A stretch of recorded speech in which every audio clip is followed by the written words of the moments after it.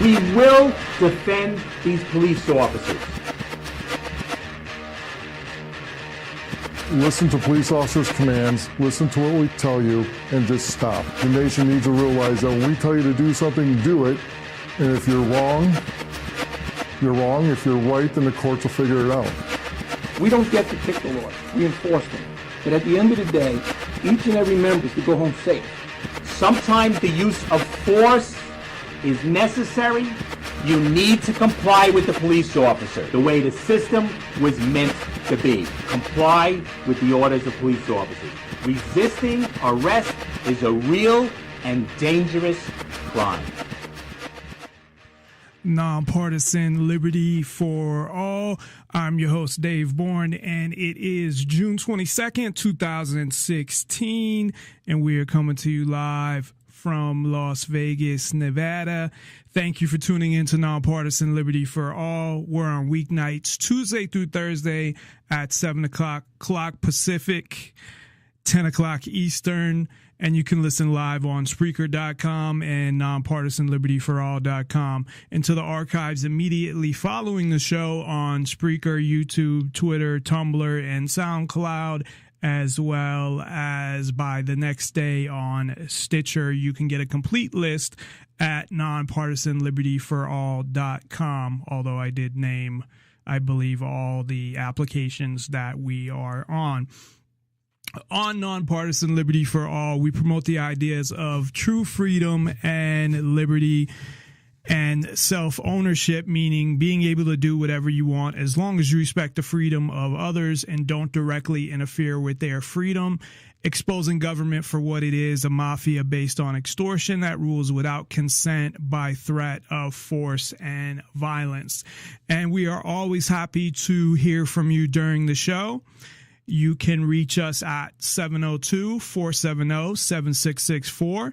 That's 702-470-7664.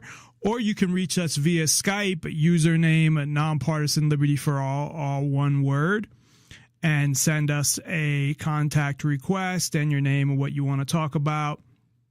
And, of course, again, check us out at nonpartisanlibertyforall.com, which has the links to our Facebook pages and other social media info, as well as all the contact information if you forget the phone number or Skype name, as well as original articles and blogs like the series I'm working on the legalization of drugs, which I'm up to part 4 so far. And this is going to be a long series because there is a lot to cover on this. And I'm currently working on part 5, as well as pictures and, other fun things. So, again, check us out at nonpartisanlibertyforall.com. Usually Ken Shorgen would be joining us tonight, but Ken is actually in Las Vegas. I sometime during the weekend will get together with him, but I'd like to wish him luck. He's here for a pool tournament, so everybody wish him luck in his pool tournament, and hopefully he'll do well.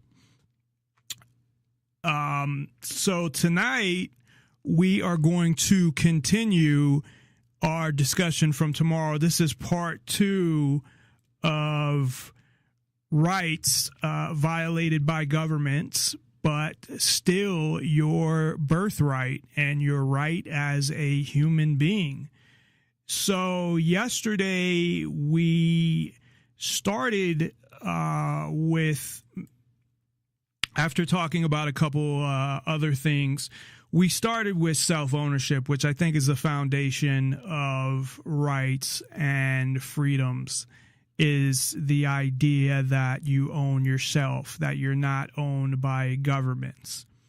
So we talked about that. We talked about some other rights like self-defense, what you want to put in your body, traveling freely. So we're going to get back to those. But before we do, there are a couple things that I want to cover. And unfortunately, I have to keep fucking getting back to this shit on the Orlando attack or Orlando shooting. because now the House of Representatives is having a sit-in, the House of Representatives, because they want to, I don't know what they want to do, because I don't know if they have a bill or they want to talk about creating a bill or what the fuck they want to do. They look like a bunch of little babies, and it makes it obvious that this is about taking away people's guns, because look at it from a common sense, like they always say, Obama and Hillary and all those fucks. They must have tested that word and it came back that, yeah, say common sense. So common sense to me says make it easier to get a gun. More people should carry guns because, look, things like this should happen. I mean, really what common sense says to me, knowing that this is bullshit and rarely happens, is sometimes when you live in a semi-free society, because we don't live in a free society, things like this happen. I mean, that's really what it is. But if you want to use, politician logic, it's, well, make it easier to get guns. But they want to make it harder to get guns. And ultimately, they want to ban guns. I'll say it again. I said it yesterday, too. Their ultimate goal is to ban guns, but you got to start somewhere. They'll claim, no, we don't want to ban guns, even though Luis Gutierrez, either a senator or a member of the House, excuse me, from Illinois, I'm not sure which part of Congress he was from, brought up before after Sandy Hook about, we should probably look at handguns too, because the majority of shootings even mass shootings are done by handguns, not by what they want to call assault weapons, which is not even an actual thing. So it would be a semi-automatic rifle would be the correct terminology. But anyway, even with what went on, I still don't know what happened fully. And I don't know that it's been reported what happened. So you have these 3 hours, and supposedly you had somebody outside with a gun. They chased them, but then they stopped chasing them and let them go in there and kill a bunch of people and didn't storm the place with SWAT team. I don't get, they weren't talking to them or negotiating. Like, they didn't release, as far as I know, they haven't said anything about what happened during that time. They haven't said why they didn't go in. They haven't said, how did he kill all these people? How many did the police actually kill when they were having shootouts with him? And that's easy to find out because you just do autopsies of all the bodies. And you'd also, I guess it would be hard if a bullet went through and through, if they didn't have any fragment of the bullet, if it just went right through. But they may be able to determine that it wasn't from his gun that way, depending on if he had something similar to an AR-15, was using 223 bullets and they were hollow point, they probably wouldn't go right through. But I don't know. But they could at least, anybody with bullet fragments, they could tell where they came from and whose gun they came from. That's not even been brought up. None of this shit I'm saying has been brought up on government media. So I really need to try to research as much as possible to see if I can find anywhere any description of what happened, because nothing makes sense. And then to be able to say, well, this is the most deadly shooting in history. It makes it sound like, 500, 1,000 people were killed. 49 people were killed. That's still a lot of people, but in the big scheme of things, when you're in a country with 300 million people, I think they're making it out to be a lot more than it is. And that's what they do with government media, politicians. And that doesn't mean that I don't feel any less sympathetic towards any of the families, but it is what it is. But obviously, I mean, they're like, fuck, we need to get these guns already. So I don't know what really happened. And you also have the connection with the FBI, and you have recent connections with the FBI. So then you don't know if it was one of those incidences where the FBI was undercover and they were working with him. Who knows? Because that's possible as well. But even if that wasn't the case, it's just everything that they've said is just fucked up.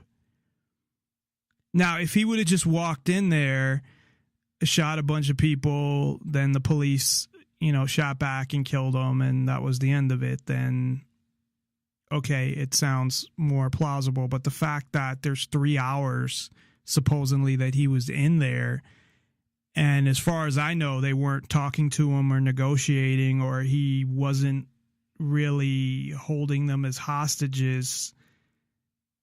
I don't know what he was doing. I mean, if you have somebody who's actively shooting people, and I brought this up before, the only way you're going to actually have a negotiation and not just go in and take somebody out is if they're not shooting people. If they're shooting people during that time, you're not going to just let them continue to kill people. It kind of defeats the whole purpose of waiting. The point of waiting is, okay, we'll wait and try to calm this guy down so he doesn't kill anybody else, and hopefully he'll release everybody and we'll get out of this. But there's too many questions here, and it's very strange. So I don't know what the fuck happened. I really don't. And I wouldn't be surprised if the FBI was involved. And that's because of the fact that there's so many questions there. Not to mention the fact that one person, there's no way they're going to get that many shots off and that many hits off as well. And no fucking way. I mean, it would have to be, first of all, even if he hit every single person, it's like over 100 rounds. And then there's no way he would have hit every single person. So, you got to add at least probably 50 more rounds. And yeah, if you have 30 round magazines, 5 of them, you'd have 150 bullets. It's possible. But then you would think, when did all this happen? Was he shooting people? Because it sounded like from witnesses he was shooting people during that 3 hours. So why are they sitting there waiting? What are they fucking doing while he's in there with all these people? None of it makes fucking sense. But nobody's questioning it. It's just, this is what the police said, so this is what it is. Just like the Boston bombing, which is a bunch of bullshit. And then you have, right after, Congress on both sides. You have the Senate claiming that they were going to filibuster I don't know how long, and I don't know how long they ended up doing it. And then you have the House of Representatives now doing a sit-in. I think they're still doing it. Go fucking ahead. I don't want anything. I'd rather you fuckers to do a sit-in for the rest of the fucking year. Do it forever. Do it indefinitely. Don't pass any laws. Motherfuckers. Shut down the fucking government again. How you can even shut down the government, but it really doesn't shut down the government is amazes me. When they shut down the government, but it really only shuts down like 20% of the government. It's crazy. oh my God, a government shutdown. We can't go in the parks. I mean, it's insane. And it's frustrating. And it doesn't feel like, well, not that it doesn't feel like, but I seriously doubt the majority of people are feeling the frustration I am, because they're not even following this shit or thinking about it or whatever. So as they keep trying to go after guns, and I'm telling you right now, the only way that I will ever give up my guns is you'll have to kill me for them. And I guess if they just ban buying any new guns, then I just won't buy any new guns. I'll find other ways to get them. But as far as what I have, unless they grandfather them in, which I heard in California that they're not going to do things like that, that they want people to turn in their guns. So once you get rid of all the guns, you're done. Like Massachusetts, it would be so easy for our government. I mean, you saw what happened during the Boston bombing of Watertown, Massachusetts, which I had been there. They have this big mall. At least they did. At the time, it was like one of the biggest malls in the country or something. There was this period in the 90s where they went through like building malls and they were trying to outbuild each other. And I remember Massachusetts had a bunch of big malls. They started building these 3-story malls, and we go to the malls, to check out the girls at the malls. And sometimes I would drink and walk up to girls and say stupid things, and nothing disrespectful. I just, nothing that would that was attractive. I just like walk up to a girl and ask if she had a boyfriend, and it's like, what the fuck? That might work at a club maybe, but not at a mall. Like, of course, most of the girls said yeah, but I was just trying to be respectful. It's like, whatever, that's a whole nother story. Anyway, I have just watched, they had a libertarian town hall, if you want to call it libertarian. There is no libertarian. I don't know what libertarian means, but anymore. But based on what it really means, there are no libertarian candidates. William Weld was the governor of Massachusetts, like when I graduated high school, and he's the one who passed these fucking laws that, I don't know if I've mentioned this or not yet. I might have. That if you were 1,000 feet within a school and you had drugs on you, it didn't matter whether school was in session or not, but you got a mandatory 2.5 years. Because when I was 17, I was charged with possession with intent 1,000 feet within a school it was just marijuana. I had, Jesus, between me and my friend, we had like 5 or 6 dime bags. It was barely anything. But because they were individually wrapped, there's the intent to distribute. And we were actually out of school on a Saturday night hanging out. And I got charged with the 1,000 feet within the school. Of course, that's if you're convicted. So you plead out and they drop the charge down to something else or whatever. So I probably shouldn't have said that on the radio, but I was only 17. So, but anyway, he was the one who was the fucking governor when they passed these laws. So I believe that he's the one who signed them into law as the executive, the chief executive of Massachusetts, because that's what the governor is. So you have him. So during this libertarian town hall, you have some lady who's, all offended. Her son did heroin once and now he's like retarded.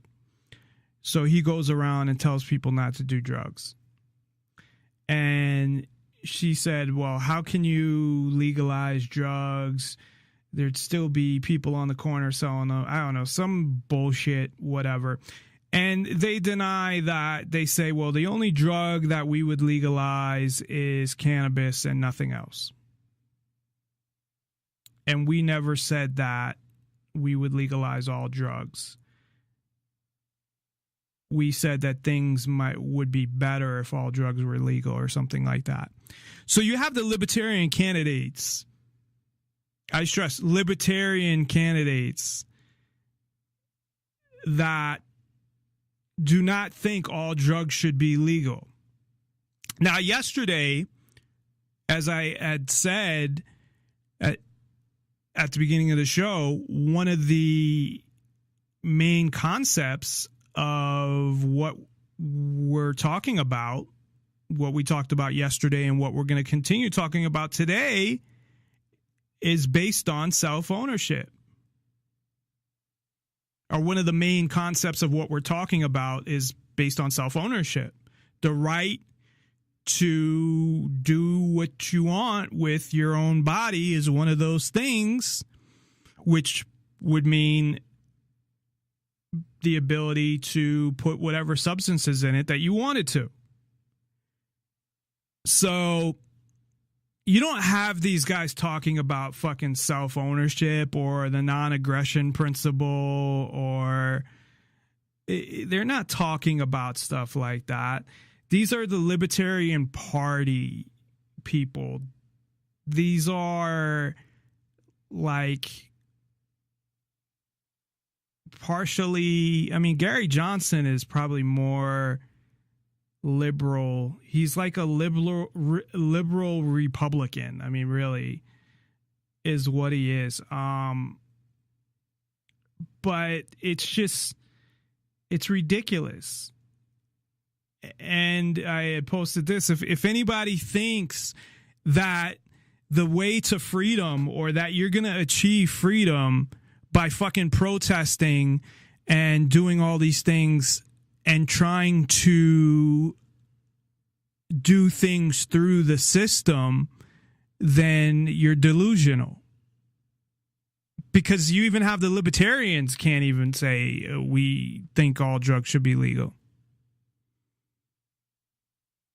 At least the ones who got nominated. Really, the only one that stayed consistent with libertarian ideas, true libertarian ideas, was Darrell W. Perry during the debates, at least what I saw. And I listened to a lot of the debates because I had him on the show. And not only did I want to hear the debates, but I wanted to hear what he had to say as well, so I could talk to him about it. So everybody else, I don't know what they were. I mean, libertarian, that's why I don't call myself a fucking libertarian. I don't call myself an anarchist, because the majority of anarchists are actually socialists that just don't want a government, is really what the majority of them are. You have the anarcho-capitalist, I guess. You have all these fucking terms. I don't subscribe to any of them. I just say this is what I believe in, and that's it. Because you have too many terms that to one person mean one thing, to another person mean another thing. And I found that I haven't found many people that actually have the same views as me. I've found a few, but not a lot. So, even voluntarism, is probably the best word, but it's not descriptive enough, because you could say, you know, a voluntarism, voluntary, everything being based off of voluntary relationships, but that doesn't really, I think, describe enough of what you believe. So that's probably the best word because it's the least corrupted. So if I had to label myself anything, that's probably where I'd go. But labels are no more labels for me. I think I did a show called No More Labels for Me. Anyway, once they said that, I was just like, are you fucking kidding me? And it was really that he just didn't have the balls to stand up to this lady because her son died of heroin. Not died, he's retarded or whatever because of heroin. And he didn't have the fucking balls to say, look, you know, first of all, if drugs were legal, there wouldn't be no crime. They wouldn't be sold on the street corner. You'd know what you're getting. You're right away. If drugs were legal and her son got heroin and bought it in a fucking store and it was made by a pharmaceutical company, what happened to him wouldn't have happened. Not to mention that what happened to him is very rare. I don't hear a lot about people getting brain damage off of, you know, instantly off of heroin. Or she might have been lying about the whole, you know, he did it like once or something. Either that or I missed the part where she was saying that he did it, you know, multiple times. But he would have got safe, well, I mean, as safe as it can be, heroin from a store that was made by an actual chemist, not a fucking street chemist. So, yeah, I mean, it's just,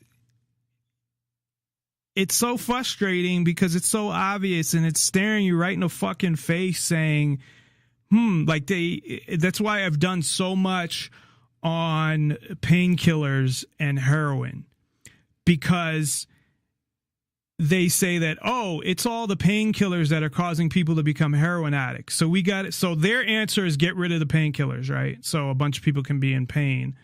Their answer is not, well, if you legalized painkillers, one, they wouldn't go to heroin in the first place. And if they wanted to stop, first of all, they wouldn't be robbing people because it would be affordable. But if they wanted to stop, not to mention the fact that it doesn't really cause any permanent damage anyway, opium or derivatives of opium, but it wouldn't be a big deal, or it wouldn't be as much of a big deal to go and get help if they wanted. It would be more like an alcoholic getting help. I mean, it's still embarrassing, I think, but it would be a lot easier and you wouldn't have to worry about anything really coming back on you from a legal standpoint. But no, they don't want to do that. Why do that? No. Let's blame it on the painkillers. Let's stop that. And let's let people continue to do heroin. Not to mention all the people that didn't start doing heroin from painkillers, that just did heroin. There were people have been doing heroin way before painkillers were invented. So whether painkillers are around or not, you're going to have heroin addicts. Now, would you rather somebody get heroin that has been made by a company and tested and that knows they're liable if somebody just died from taking a regular dosage? So obviously they'd make it as safe as possible. Or would you rather them go buy from some street dealer in the fucking ghetto who mixed a bunch of shit together and who knows what's in it? I think the choice is very clear there. And that also has to do with what we're talking about tonight. It's your choice to do that shit. But it makes it a much safer choice. But you have the government, again, leaving off kind of where we were yesterday or a little before that, but the government believes that they own you. They do. Now, do they actually own you? No. I guess that's up for debate. I mean, philosophically, do they own you? No. But do they own you in reality? Kind of. Because they're violating their rights. You're essentially partially kidnapped at all times in a way. And speaking of kidnapped, as when we were going through the rights, where we left off was not to be kidnapped by government agents when you don't initiate violence or commit theft, which means, going back to drugs, not to be kidnapped for possession of something they deem illegal, using something they deem illegal, carrying something they deem, and again, this doesn't have to be drugs. Drugs is just the easiest way to show the point. It could be Cuban cigars. It could be, I mean, there's been people that's been arrested for stupid shit. It could be in Massachusetts, when that possession with intent, I had a mace gun. Now in Massachusetts, which basically what a mace gun at least was back then, instead of having like a barrel and whatnot, it was like a square. It had a trigger and a grip, and then it had a square, and it shot mace. Now you would think, why would I need a permit for a fucking mace gun? You know, it's for protection. I guess you could go and just start macing people. I don't think most people are going to do that. But why would you need a permit for a mace gun? Well, in Massachusetts, of course, you do. So I was arrested for that as well. I was kidnapped for that. And that's the whole situation. That was a straight up kidnapping, because what they did was, first of all, they searched me, which that's another thing they have no right to do, in my opinion, to search somebody for no reason, for being on, I guess it was private property. No, it wasn't. It was public property. It was a school. We were hanging out at a school, and they searched me because they felt like it. Well, they kind of saw the mace gun, like they saw, like it looked like there was something in there, but it didn't look like a gun, because obviously a gun wouldn't fit that way.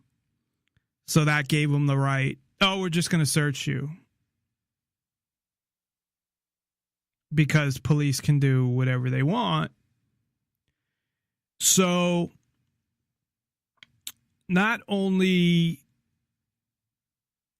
drugs, but anything, that you have the right not to be fucking kidnapped when you're not initiating violence or you've committed theft or something to that effect.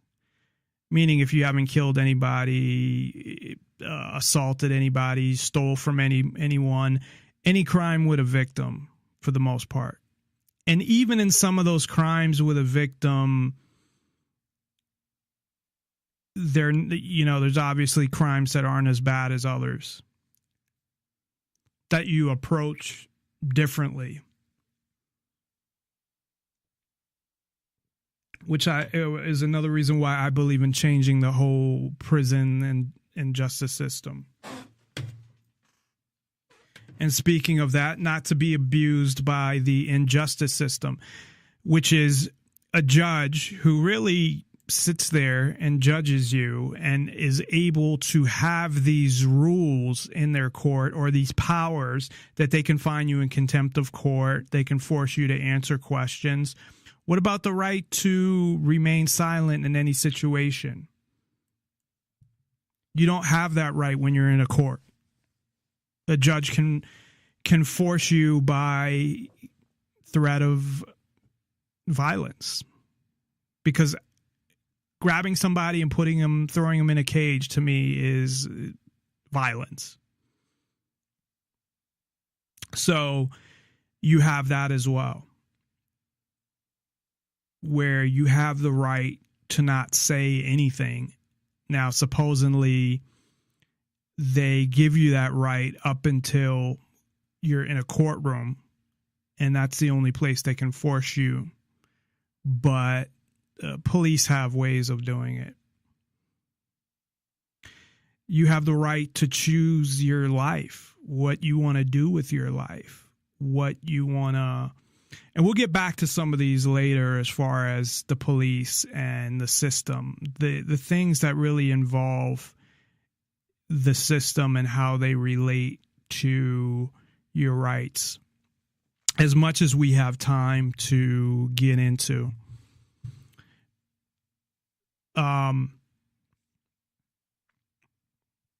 The right, of course, the main right to be able to do anything as long as it doesn't hurt anybody else or their property. The right to not to be ruled by others. Now, this, of course, is the whole concept of government not being legitimate, because look at government in itself. There is nobody alive right now who consented to the Constitution. Nobody. Then with that, you have, I don't know how many laws. The own government doesn't know how many laws. How many laws do you think there are, depending on how old you are, were passed before you were even born? And I would say, for me, a whole lot. And then, of course, a whole lot since then as well, because they keep speeding up.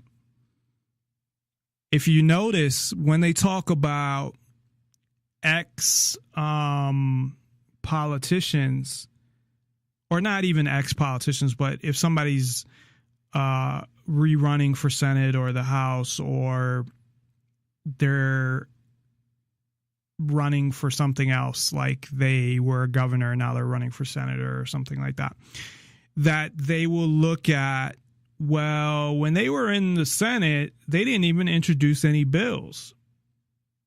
And they will look at that as a negative, that the amount of laws you pass, the better. I look at it the other way. The amount of fucking laws you get rid of, or there should be a standard that you can only have so many laws. Once then you get to a point, you cap it. And if you want to add a law, you got to get rid of a law. What is it going to look like in 10 years, 20 years, 30 years? They already can't keep track of the laws as it is. If cops want to arrest somebody, they can find something to arrest them for. It's ridiculous.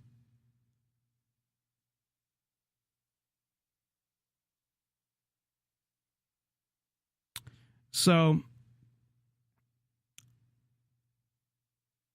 the right to not be ruled by others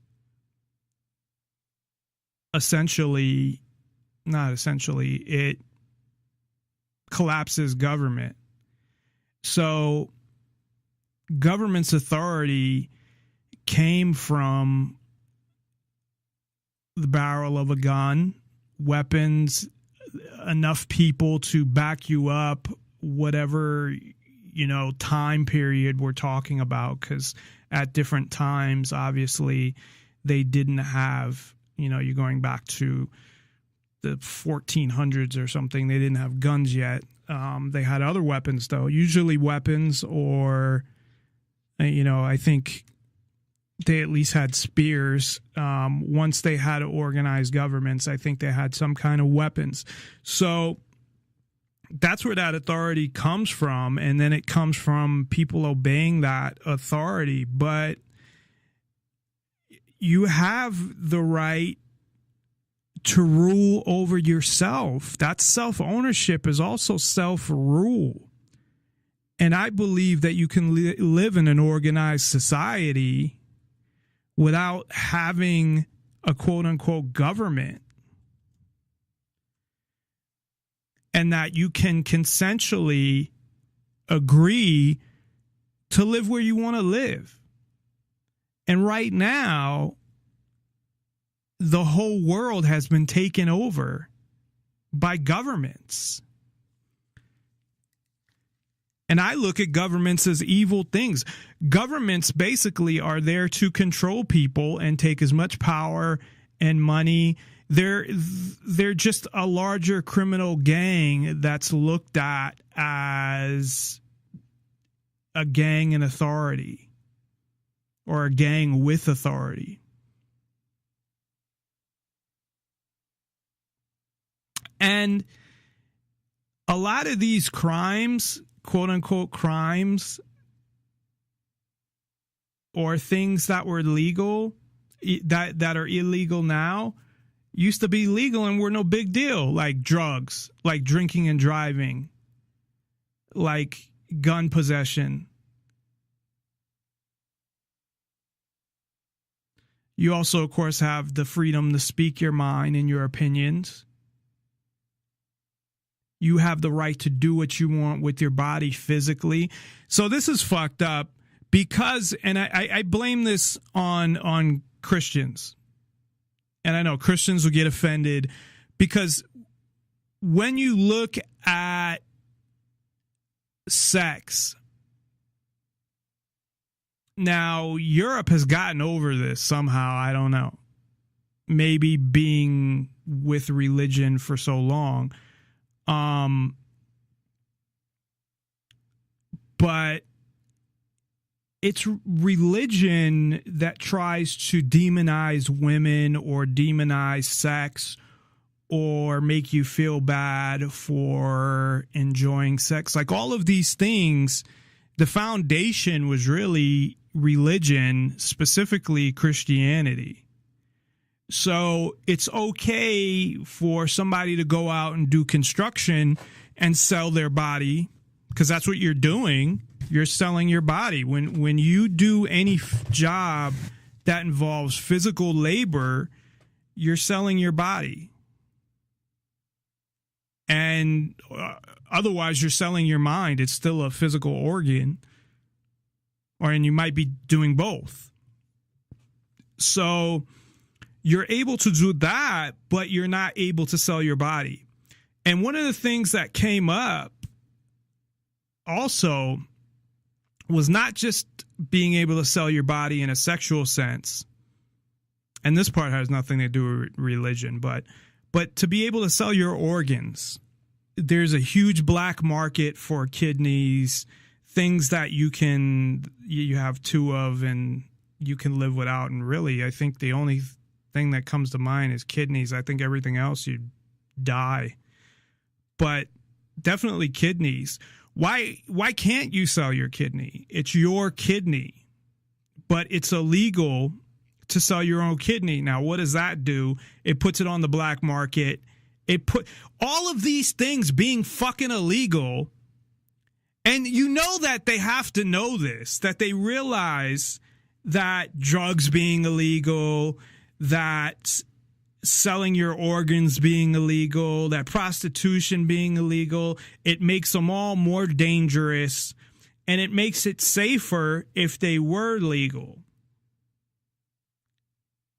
Now, you got to believe that the quote-unquote powers that be or politicians, they obviously know that. Because I was thinking of this. There was one of these, I've been watching, Drugs, Inc. It's like a National Geographic thing, and it goes undercover with, they know that they're filming it, but they talk to drug dealers, police, whatever. And one of the ones they had on, not the drug one, but it was, there was another one, and it was about the black market for organs. And it would usually be other countries, and they, try to talk people into it and push them into it. Oh, you need the money and blah, blah, blah. But what happens is I would never do that, because who's doing the fucking operation? One, how can you trust them? They could leave you for dead, but so how can you trust them in that sense? But how can you trust them from the standpoint of they know what the fuck they're doing? Because you can't really trust them from that way neither. So, and then the same thing with prostitution. You look at prostitution in the majority of Nevada, not in Clark County, it's legal, and there's no, the girls are safe. There's no girls getting beat up or violence. Everything is on the up and up. Of course, on the street, girls can get beaten, killed. What are they going to do? Robbed. And it's fucked up how you can look at these things and look at different countries or even different states and see how bad can something be if it's legal in one country but not another, or it's legal in one state but not another, that they're locking people up and putting them in jail for who knows how many years, which you're doing with cannabis right now, but it's illegal in Colorado. It's legal in Amsterdam. It's legal in, I believe, Portugal. I don't know exactly how the drug laws work in Portugal, if it's just you get a ticket or how that exactly works. But it's legal in a lot of places. But in some places or some states, they'll lock you up for it. Or if you don't have a permission from the government. A prescription from the doctor, as far as I'm concerned, is permission from the government, and it's still like paying a drug dealer, because you got to pay your copay, and they made it now where, any controlled substance, for the most part, you got to go in once a month to refill it. So it's set up almost the same way. It's a little cheaper. Well, it's probably a lot cheaper, but it's still a substantial amount if you look at it. So it's your body. You have the freedom to do what you want with it. And if you want to make money off selling your private parts, then that's your prerogative. And the fact that porn is legal but prostitution isn't legal is so stupid, because all you got to do, like, okay, we're going to make a video then. Really? Instead of hiring someone, you do a video, and then I guess that's okay. And I don't know what the regulations are on that. Like, you probably have to be licensed, and then they'll charge you at making an unlicensed porn video. It's just, now think of, as we go through these, and this isn't really the point or purpose of or the main point or main purpose of the topic, but think about all the money that is being spent, with the country $20 trillion in debt on monitoring all these things via law enforcement. How much time the police spend on all of these things. How much time, depending on the crime we're talking about, you got FBI, you got DEA, you got ATF, you got NSA, you got a bunch of other agencies I can't even think of. Of course, another one of the biggest things, and it kind of revolves, I've heard people say that it revolves around this. I say it revolves around self-ownership, because if you don't own yourself, how can you own something else? But the right to own property, which you really don't have the right to own land, because you rent land from the government because they tax you. So you have the right to own property, but not land. I mean, how many people you see when they get older, and most of it's it's usually in movies, like they forget to pay their taxes. But when you go into property tax, you're going into, well, I'm going to pay this amount of money that the government's going to say what it is. And once I pay off my house, I'll still be paying it. And they can change it to whatever they want, whenever they want. And supposedly they're going to provide services. But maybe I don't want any of these services, and I don't get a say in what these services are. They get to determine it. Oh, but you have a vote, so that, somehow makes a fucking difference. And you're renting your property from the government. And of course, having the right to own property and partially own your house, you have the right to defend it as well. Once somebody, it depends on the state you're in, which is fucked up, but a lot of states, once somebody, castle doctrine, steps in your house, breaks in your house, you have the right to, you don't have the right to sit there and torture them, but if you feel you need to use deadly force, then you have the right to use deadly force. You have the right to have your property not seized or searched. And the whole thing about asset forfeiture, I don't give a fuck how you made that money. That is bullshit. They do not have the right to do that. So there's a difference here. There's the government claiming what rights they have based on their authority of the ability to get a bunch of men with guns to come after you. And then there's just natural law along with your rights as a human being.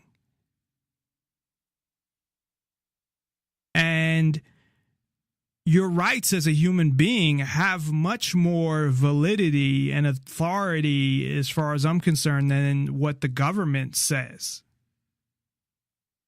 Now, the government's going to win because they're going to come out with, again, a bunch of guns and a bunch of armed people. But that doesn't mean they're not violating your rights. Just because their law says it's okay. See, this is the logic that they fool people with somehow, that because it's in their law, they have the right to do it. And the police will tell you that too. Well, it says in the law, we have the right to do this. Well, your law is a violation of my rights as a person. That was never really gone into. It kind of was, I guess, in the Constitution, sort of, I guess, indirectly, but not really. didn't really come out and say it. I mean, they talked about it in writings and letters and shit like that. So let me just go through a few more rights, and I'm sure I missed some. And just like the Ninth Amendment says, just because I didn't mention them doesn't mean you don't have them. You know, the right to be left alone. And you have that right. And the right to, voluntarism, the right to have voluntary transactions that are agreed upon between two people that only involves those two people, that is none of anybody else's business. The right to exchange whatever you want for whatever they want to exchange it with. And as I'd mentioned yesterday, the rights and freedoms that involve things like forcing somebody to do something else, like you have the right to health care, or you have a right to a specific wage. You have the right to a living wage. That's not a right or a freedom. That's forcing somebody else to give you something. If anything, that's slavery in a sense. It is not a right. But you have a certain people, certain political parties that are out there trying to push that, or political operatives. So we're going to take a quick break. When we come back, I'm going to get into some specific examples of these. And that's when, we'll get into how a lot of these apply in society. And of course, if you'd like to join the conversation or have any points you'd like to bring up, you can call in at 702-470-7664. That's 702-470-7664. Or you can Skype in. Just send a request to username Nonpartisan Liberty for All. And those are also listed at nonpartisanlibertyforall.com. If you forget it throughout the show, just go there and you can get the number and the username. Everything's Nonpartisan Liberty for All. So, I try to keep it consistent with that. So, and there's actually an article I came across that I wanted to talk about that's a total violation, and we'll get to that when we get to actual violations in society, and it's really fucking bad, and it makes me sick. So we'll talk about that.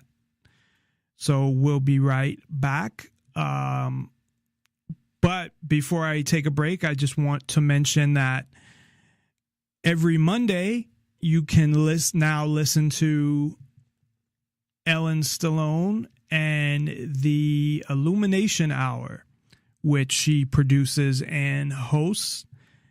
And she brings that to you every Monday at 7 o'clock Pacific, 10 o'clock Eastern.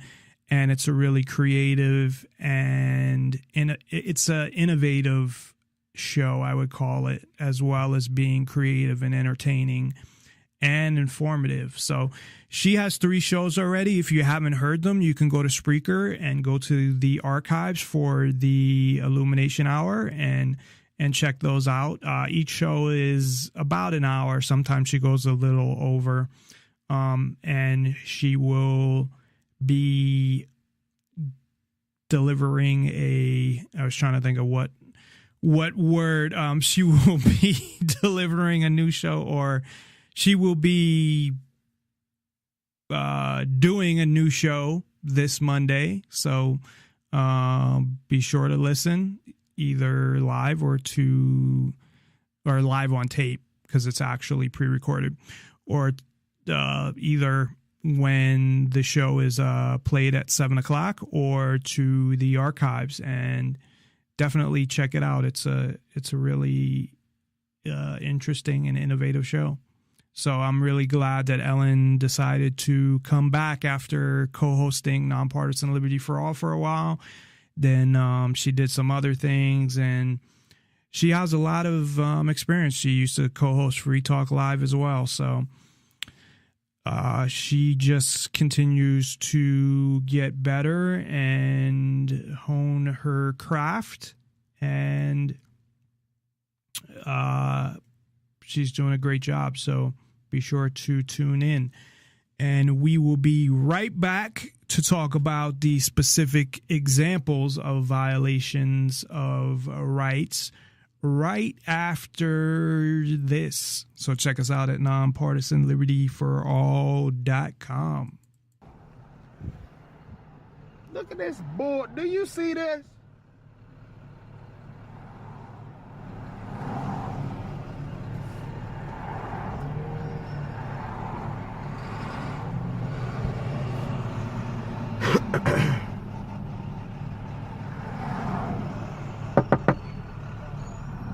Can you work your window down for me? No, I cannot. You said what? No, I cannot. You can't? All right. No, I cannot. All right. Do me a favor. Roll your window down, or we're going to have you step out the car. Step out the car for what? What crime have I committed, Because one, sir? I can't see. What crime have I committed? I can hear you perfectly Either fine, you sir. step out the car, or I'm going to have you get out the car. I'm not stepping out the Okay. car, sir. I don't consent to no searches, sir. Okay. Do me a favor. Stay right there. Okay, no problem. I don't consent to no searches. If you need my car, he can have it. Okay. What's the... So it's an unconstitutional stop, sir. You know, I ain't doing nothing but traveling up the street, sir. That's all I'm doing. I ain't commit a crime or anything. Okay, so you were on the cell phone while you were driving, correct? No, I was not. I ain't on no cell phone. You can look at my call records. I ain't on no cell phone, sir. You can pass me your license and registration.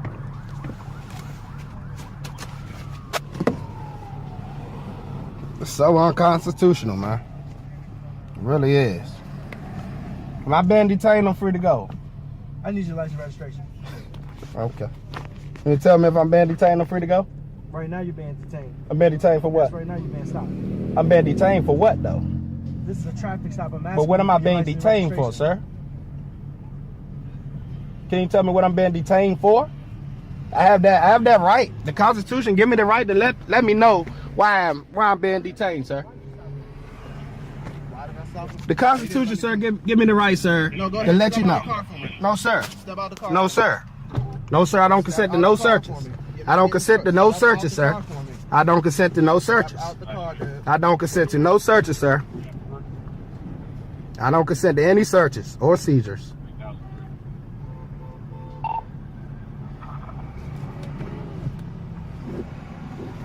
Unless you won't be needing my license and registration. Am I being detained or free to go, sir?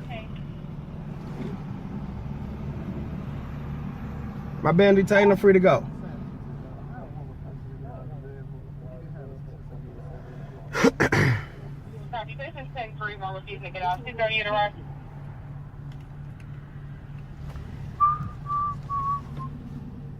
Copy. Everybody else, call out when you get there. 10-2 traffic. Yes. Randall Road and Kenmore. Stay right here. Maryland registration of 2 Baker Time 2063 on the Toyota GTO.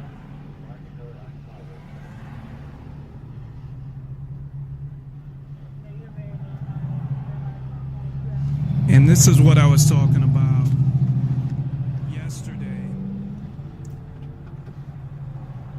Okay, so now we're going to free side. This is what I was talking about yesterday, where cops now, if you don't roll down your window when they ask, because if you don't do anything that they ask, they get mad. They want you to be obedient and follow any orders that they tell you.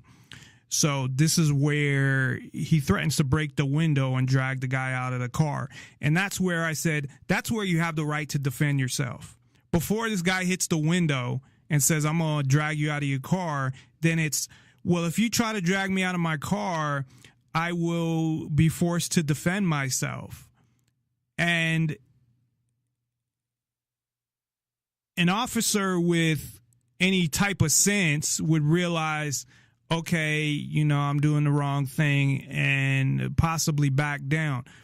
But no, they don't back down. They don't back down. They'll kill you just because you didn't roll your window down. They literally will. They'll kill you because you didn't follow an order. So that's not happening. But I believe you have the right to defend yourself in this situation. So either you got one or two options. Step out, or we're gonna have to extract you out the vehicle. Step out for what? Okay, we're about to break your window. Step out for So what? you got the option to either step out. Step out for what, sir? We're gonna extract you out the vehicle. All right. Step out the vehicle for what? 627, units around our Yoshi King. What crime have I committed? What crime have I committed, sir? For me to step out the vehicle? You ain't even asking for my license and registration. This the only officer asking for my license and registration is him. And you're the stopping officer, sir. The Constitution says I got the right to travel freely unencumbered, sir. And then he's aggressive driving. He pulls right up, somebody slam on that brake, and he gets right over without even. What? What happened? Okay, so you got the option to either step out peacefully, or we're gonna go ahead and we're gonna have to do some property damage to your vehicle to get you out. But what am I stepping out for, sir? You step out peacefully, or we're going to violently do damage to your car to get you out, and we're going to violently remove you from your car, and then we're going to charge you with a crime for it. All right, we already explained everything. All right, I'm stepping out under duress. 3. All right, I'm about to step out. Y'all got guns. I fear for my life. But do what, step out of the vehicle, dude. Step out of the vehicle. Do not make this difficult, please. But what am I stepping out for, Step sir? out of the vehicle. Okay, I'm operating under duress right now. I'm, Get out of the vehicle. sir. Sir, I haven't done anything wrong, sir. Sir, calm down. Calm down. Sir, what's the point? What's the point? Do y'all see this? Calm down. Sir, can I set my property down? All of them should be held responsible because the police officers, the good ones, as they say, they don't testify against them. So they're all bad. If you're a part of that gang, you need to quit your job. Wow, a slap in the face to law enforcement just days after an NYPD cop was killed in cold blood, who, by the way, was African-American. Hundreds descending upon the streets of Midtown Manhattan to march against cops and even chant expletives for those who protect and serve, and were protecting them on that day, too. Here now to discuss where we go from here, Fox News contributor and former homicide. All right, they do not protect and serve. Now, I had actually written a post today about your rights and what most people want out of police. Now, I'm speculating, but I would say they want to be protected and they want to be able to be kept safe. They want their neighborhood safe, and they want to be protected from real criminals. The police don't do that.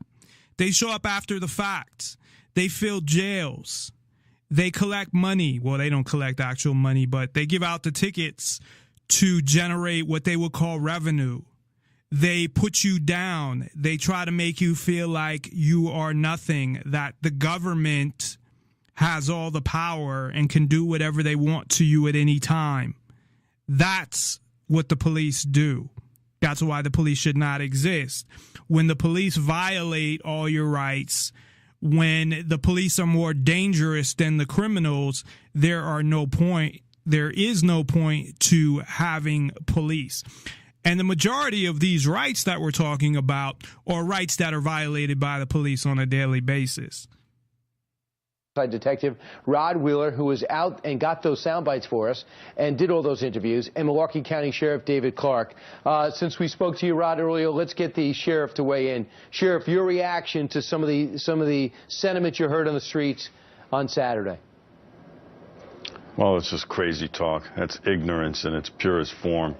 You know, I think we need to rethink this strategy. I don't know why the police even bother policing those demonstrations. They're not protests. Those people advocate for the overthrow of our legally constituted government. What I would do is let them fend for them. Let them fend for themselves. Let the good law-abiding people of New York clash with them for disrupting their lives, disrupting their businesses. Then the police can show up and arrest these subhuman creeps for creating a disturbance. That we can do. Now, Rod, do you have a different sense? You're actually on the street talking to them. Number one, did the cops play an important role in keeping them safe?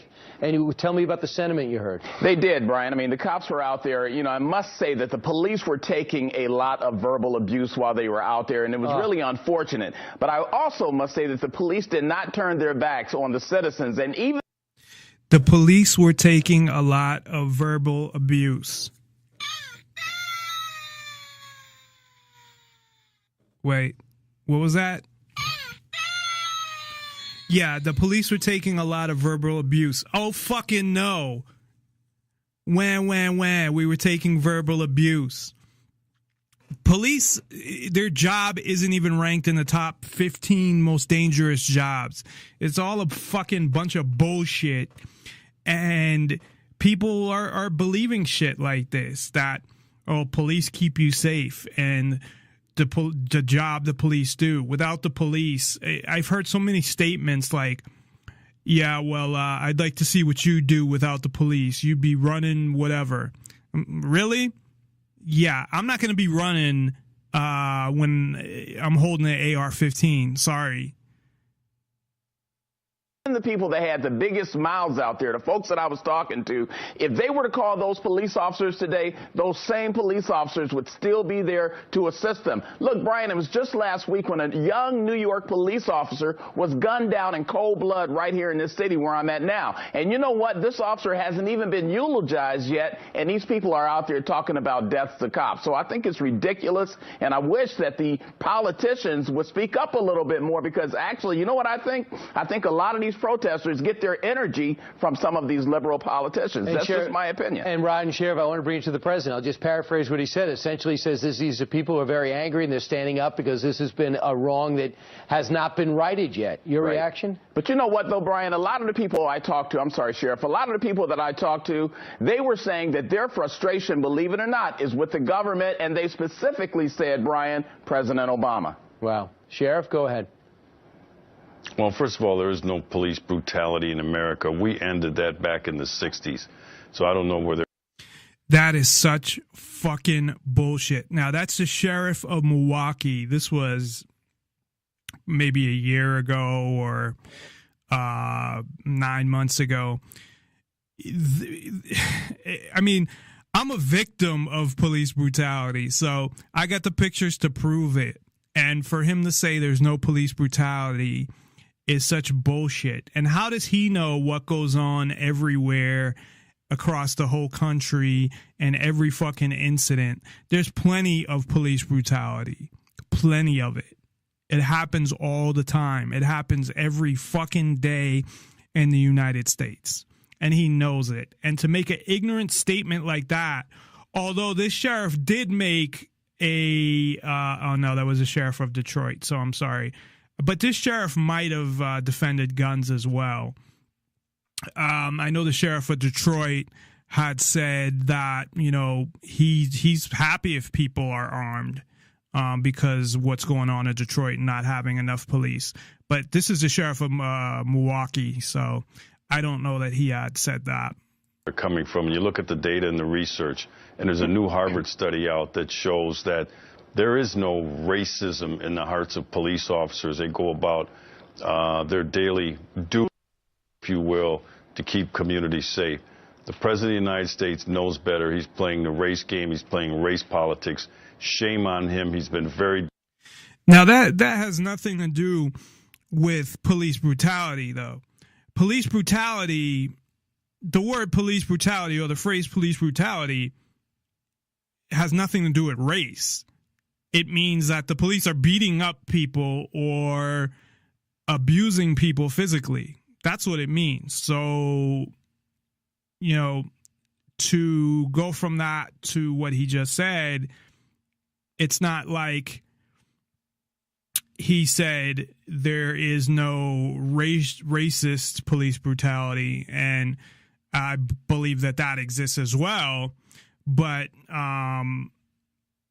you know, he's saying that there's no police brutality, period, which, of course, there's both. There's police brutality just because police like beating on people, and there's police brutality because of race that a officer wants to beat up a black kid or something.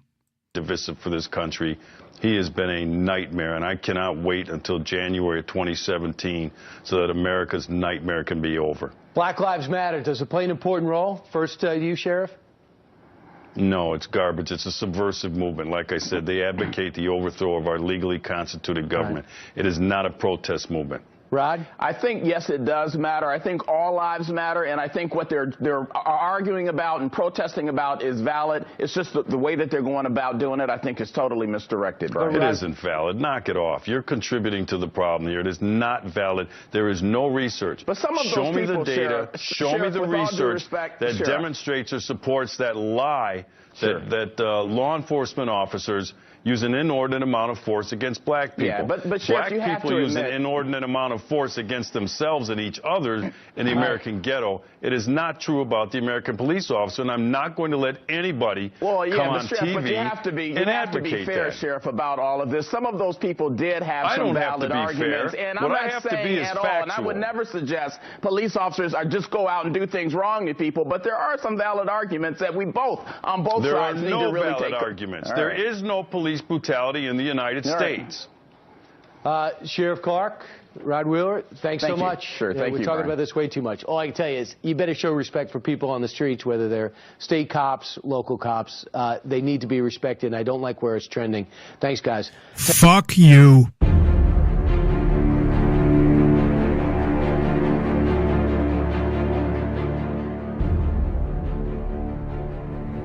A few weeks ago, my father and I set out on a big adventure. An adventure to find out our heritage. But what we found out was, from my grandmother's side, we go all the way back to England. And from my father's side, we go all the way back to Ireland. England and Ireland. I was thinking about between 1892 and 1954, millions of people immigrated into the United States. When they entered our harbor for the first time, this is probably what they saw, the Statue of Liberty. The actual name for the Statue of Liberty is Liberty to Enlighten the World. Liberty means freedom, a freedom to enlighten the world.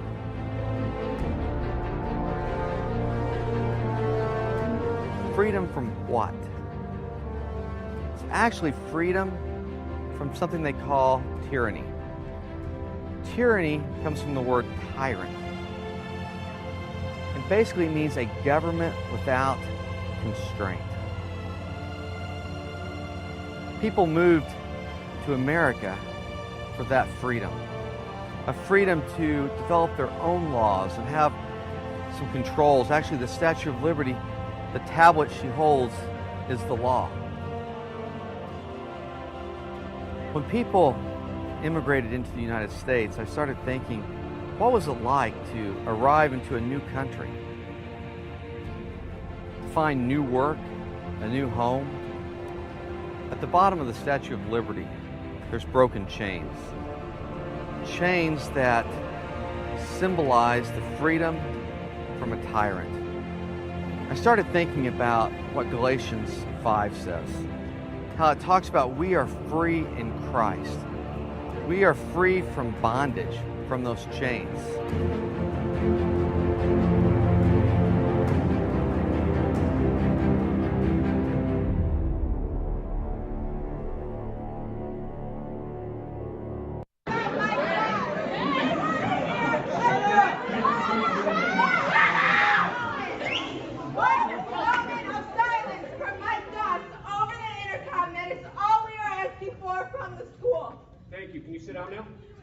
You're not in charge here. I am. Number one. Number two, everybody get your IDs out right now.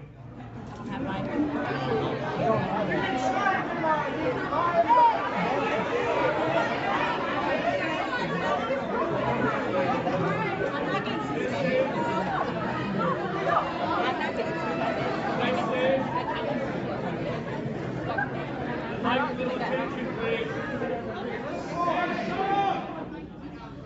I'm disappointed. And yeah, I guess it's disappointed in you too. Thank you.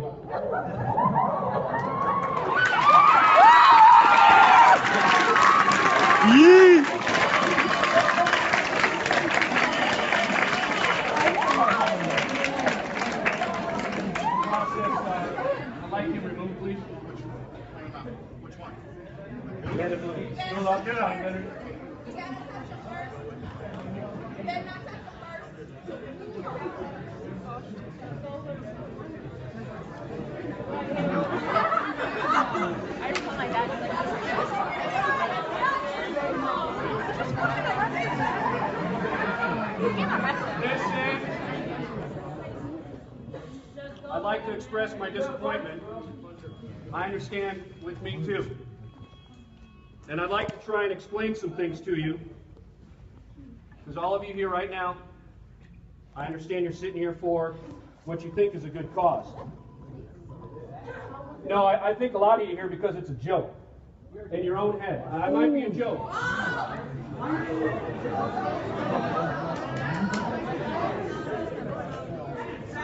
I understand a lot of you.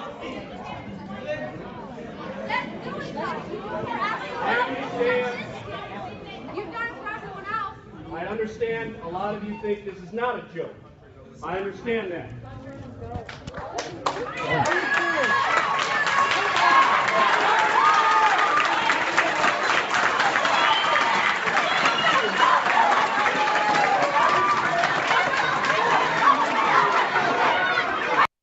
This is the story of a caveman defending the First Amendment and internet freedom. Steve Cooksey was an obese, junk food scarfing couch potato. He nearly died, was rushed to intensive care, and diagnosed with type 2 diabetes. Steve decided to go forward by leaping back in time. He adopted the diet of our Paleolithic ancestors: fats, meats, nuts, and veggies, but no sugars or grains. He also exercised like a caveman, running and jumping in bare feet.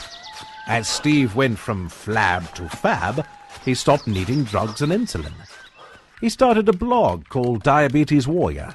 He's part of a nationwide movement of regular people taking responsibility for their health by sharing ideas and advice over the internet.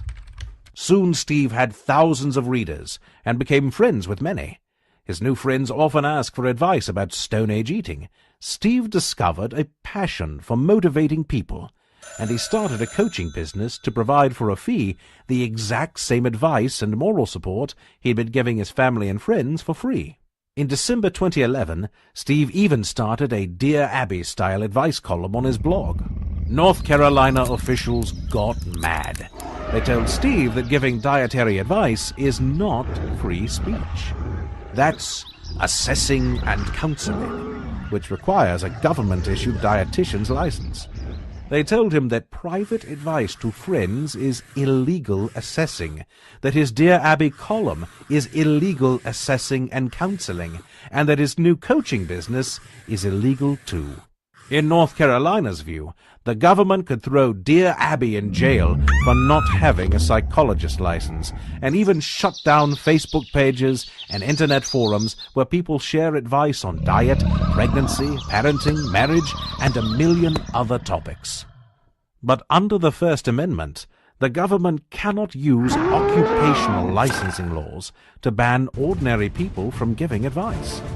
No one thinks that getting advice about what food to buy at the grocery store from an online column, a friend, or a motivational life coach is the same as going to a doctor. That's why Steve has joined with the Institute for Justice to stand up for his rights. Together, they're defending free speech and internet freedom for Americans everywhere. Who do you think should win? The cavemen or North Carolina's regulatory dinosaur?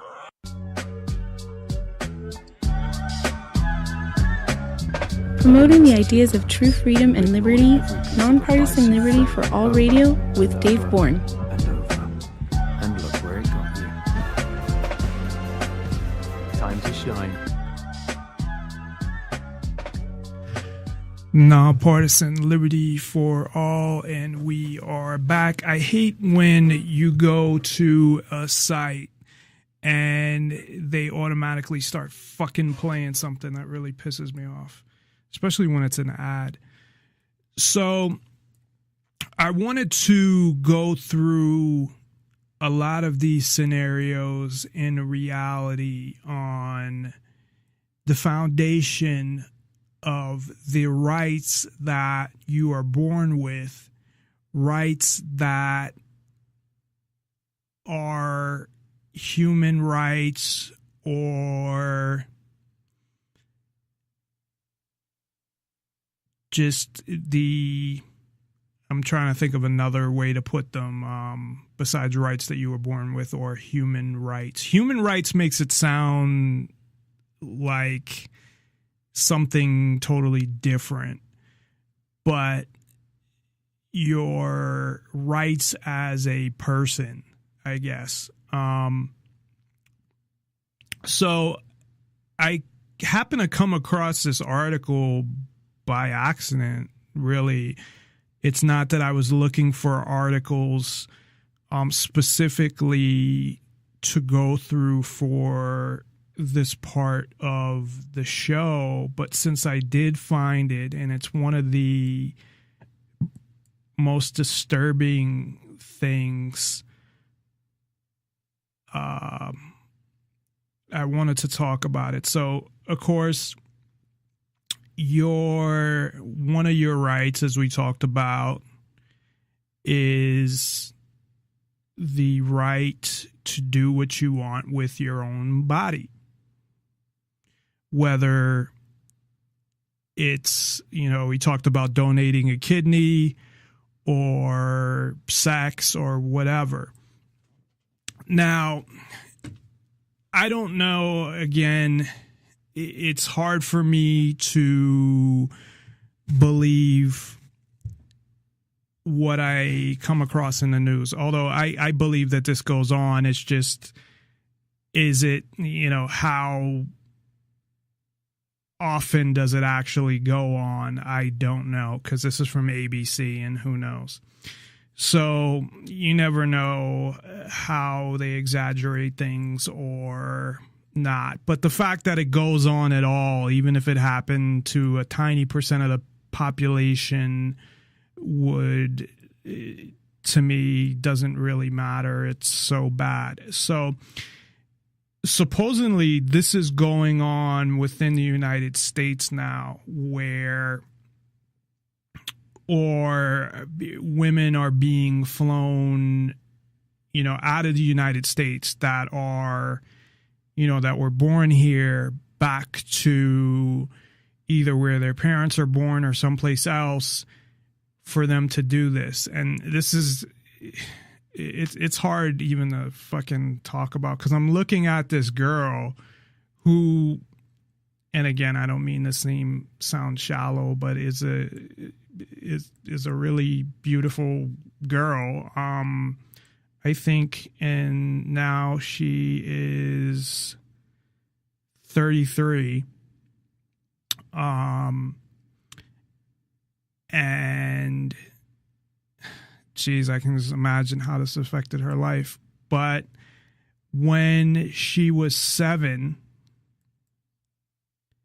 she was born in America, and when she was 7, she had the what they call female genital mutilation done. And that's where, and there's a couple forms of this, I guess. One I never heard of before, but I'll bring that up, and I want to go into as much detail without, of course, being disgusting as possible, because this is so fucked up that I think that I should go into the detail. But of course, everybody listening, I assume, knows what a woman's clitoris is, and from that, obviously, most people, well, I guess probably some guys don't know, and that's why maybe they don't have a girlfriend, or aren't getting any or whatever. But it's essentially where women receive, I know there's a whole debate about G-spot and all that, and internal orgasms compared to external orgasms, but it's all based on the clitoris or clitoris, however you want to pronounce it. It's all based off is how women have orgasms, which obviously is an important thing that I'm trying to, like, how do I say this with a straight face and still keep the seriousness of the situation. But it's something that is obviously a gift in how women enjoy sex. I know not all women actually have orgasms from sex, but from things like oral sex or touching the clitoris, if you do it the right way, or licking it the right way. And I don't want to get too graphic, but it's a huge thing. So, and this, I believe the same thing. I mean, it goes back to religion, not the Christian religion. Fortunately, they're not that nuts. But I do think there is a certain percentage of Muslims that do this, and it happens a lot in Africa as well. But she had went to India. So she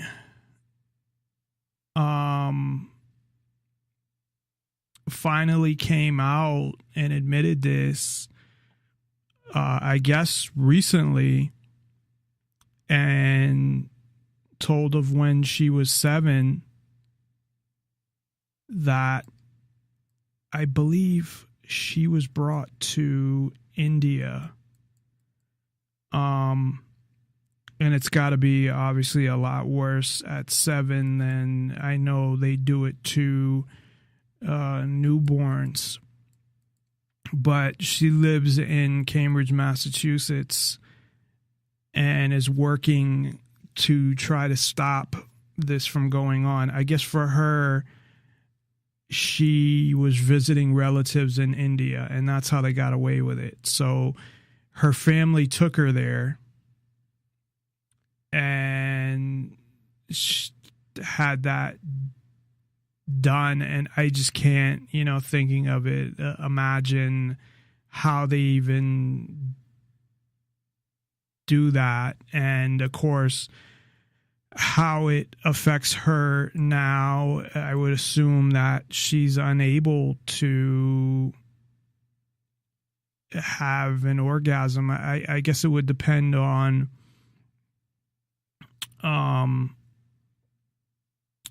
how much of it they cut off, but she says she remembers going up a flight of stairs into an apartment building. So an old apartment building. So they just did this, at someone's house, not like at a hospital, which is a good thing in the sense that hospitals hopefully aren't doing this. And they put her on the ground and pulled up her dress and cut it. It sounds like they cut it with like scissors or something like that.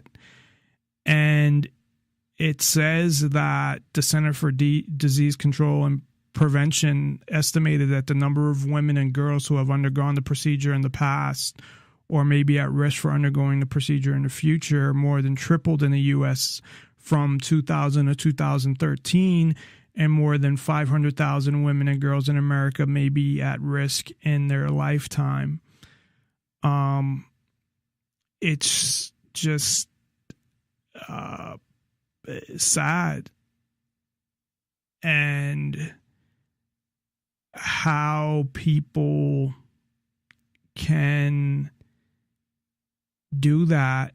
And I know that on the other side, it can be said of circumcision. Well, how can they do circumcision? And they're cutting your foreskin and whatever. And it's a valid point. However, I would say, and I don't believe if I had a son that I would circumcise them, because there's no, I know it was to clean it or whatever, and it was kind of like a ritual thing, but you shouldn't be cutting off skin off the penis, but that doesn't stop. I mean, supposedly there are nerves there, and maybe sex would be better, but I mean, sex is fine without foreskin, so it's not the same thing. Now, it may be wrong to cut foreskin as well, but I mean, I don't see how meaning the parents, can't see how fucked up this is. And you're doing this to somebody else's body. So that's where what I'm saying is, self-ownership, and you own your body. And hey, if a woman decides that they wanted to cut off their clitoris, which they wouldn't, then fine. That's their body. They have the right to do it. But for a mother to force their daughter to do that, and what they must go through, not to mention, when it happens, but then what happens when they see, I look at the equivalent of it like cutting like a guy's balls off, because I would think they have the sexual urge, but it can't be satisfied. I mean, I don't know. I'm just speculating. Or not cutting the balls off. Sorry, cutting the penis off and leaving the balls. That was, I remember reading about, what was it, ancient Egypt, and they had all the eunuchs, and because when they cut the balls off, you don't have the sexual urges. It was when they would cut off the penis and leave the balls, and then they'd still have the sex drive, but they'd have no way to satisfy it. So that's what I'm thinking in this situation, is that they still have a sex drive, but they can't satisfy it. And again, I guess it would depend on how, I don't even want to think about it, as far as how much of it they cut. And, I just feel so bad for this girl. I guess at first she wouldn't come out with her real name, and then she finally did, and she's working to fight against this. And it's crazy. It's something that I don't know how you would handle something like it. It's definitely, I believe that with self-ownership, that things like that, anything that I'm trying to not justify what they're doing, but explain it on a, how applying it to their right. So her right to be able to do what she wants with her body has been violated from her ownership of her body. So I guess that's how I would explain it from a rights standpoint, but just from a standpoint of how fucked up it is. I mean, this is just, it's crazy. So, I don't know. I don't know what else to say about it. I just feel really bad for, this woman and what she had to go through and why they would do that and where that even fucking comes from in the first place. And I think it's the same concept of, like when I talked about the Catholic religion, although they don't, go to that far, luckily, but the sexualization of women and trying to,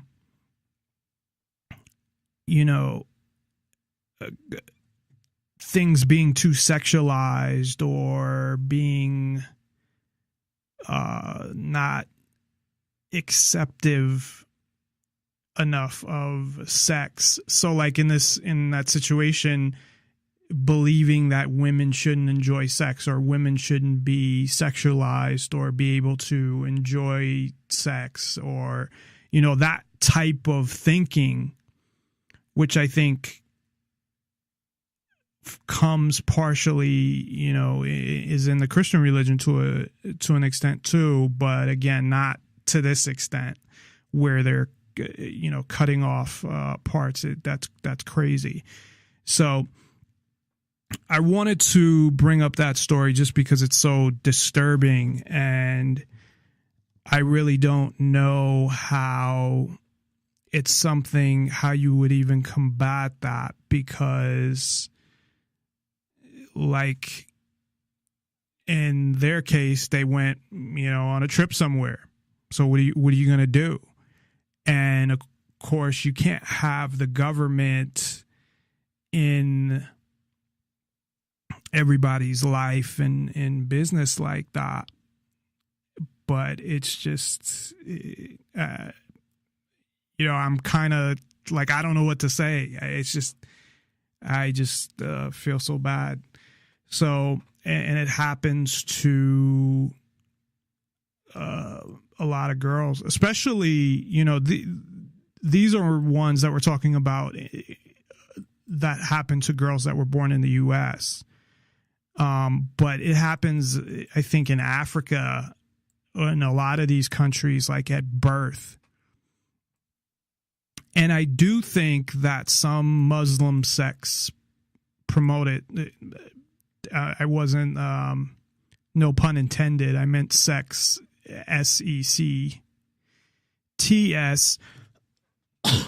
not obviously SEX. So I believe that it comes out of the Muslim religion, certain, not as a whole, but a certain sects of the Muslim religion. So, of course, the way that they try to take away these rights, or I think the first thing or the most important thing is for the government to be able to convince people that they don't have these rights and that your rights come from government, that government is the end all be all. They are the ones in charge. They have their attack dogs, the police, to carry out their laws on a local level. And then, of course, on a federal level, they have groups like the FBI, and DEA.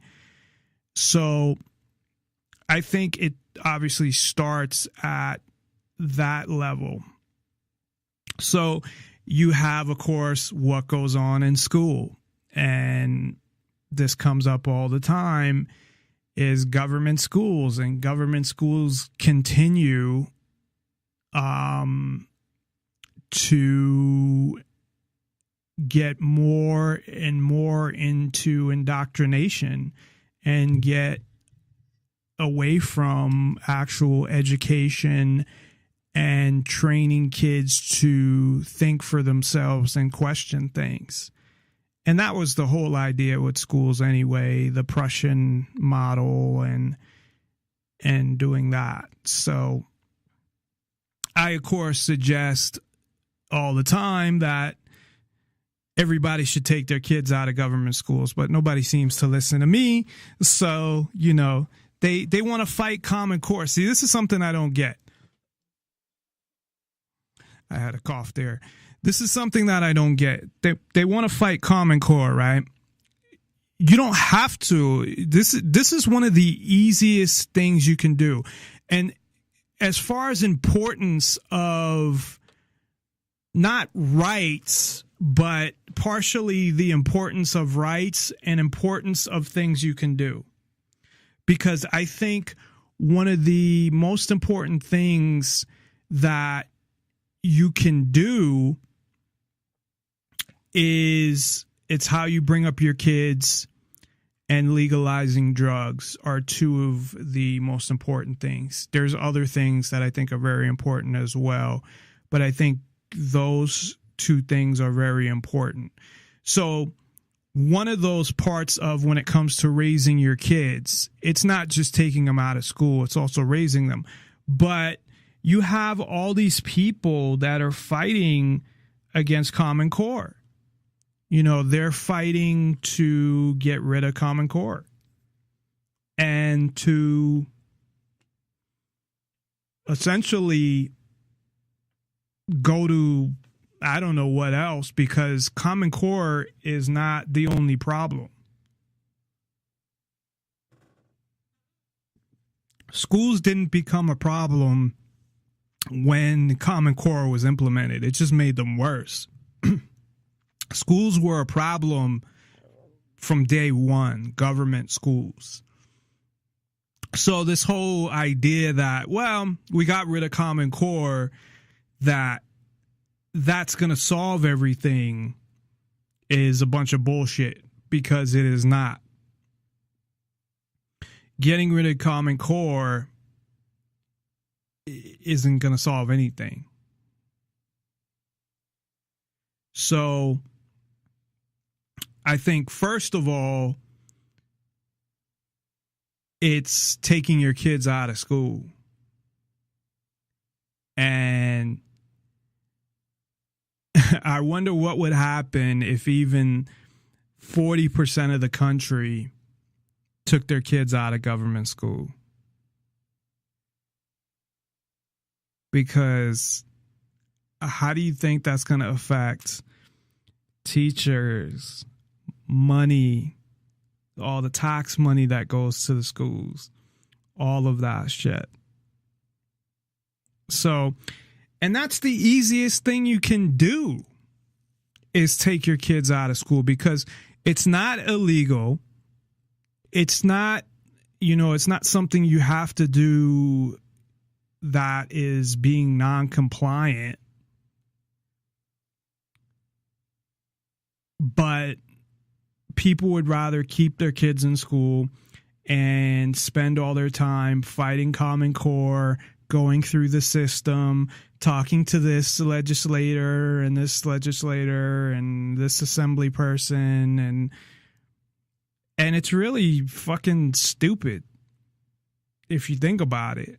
Now, I know you can't get everybody to take their kids out of school, but I think that time, and this is just my opinion, people do whatever you want to do. But if you're going to spend time, why not spend time talking to parents and telling them to take their kids out of school instead of talking to fucking people in government? Because again, you're not going to change the system through the system. I'm 100% sure on that. That the key to getting any amount of freedom back is not through the current system that exists or the current government that exists. And it's the same thing every election cycle as well. If we just got the right people in there, and this time we're going to get the right people in there, and it's not the case.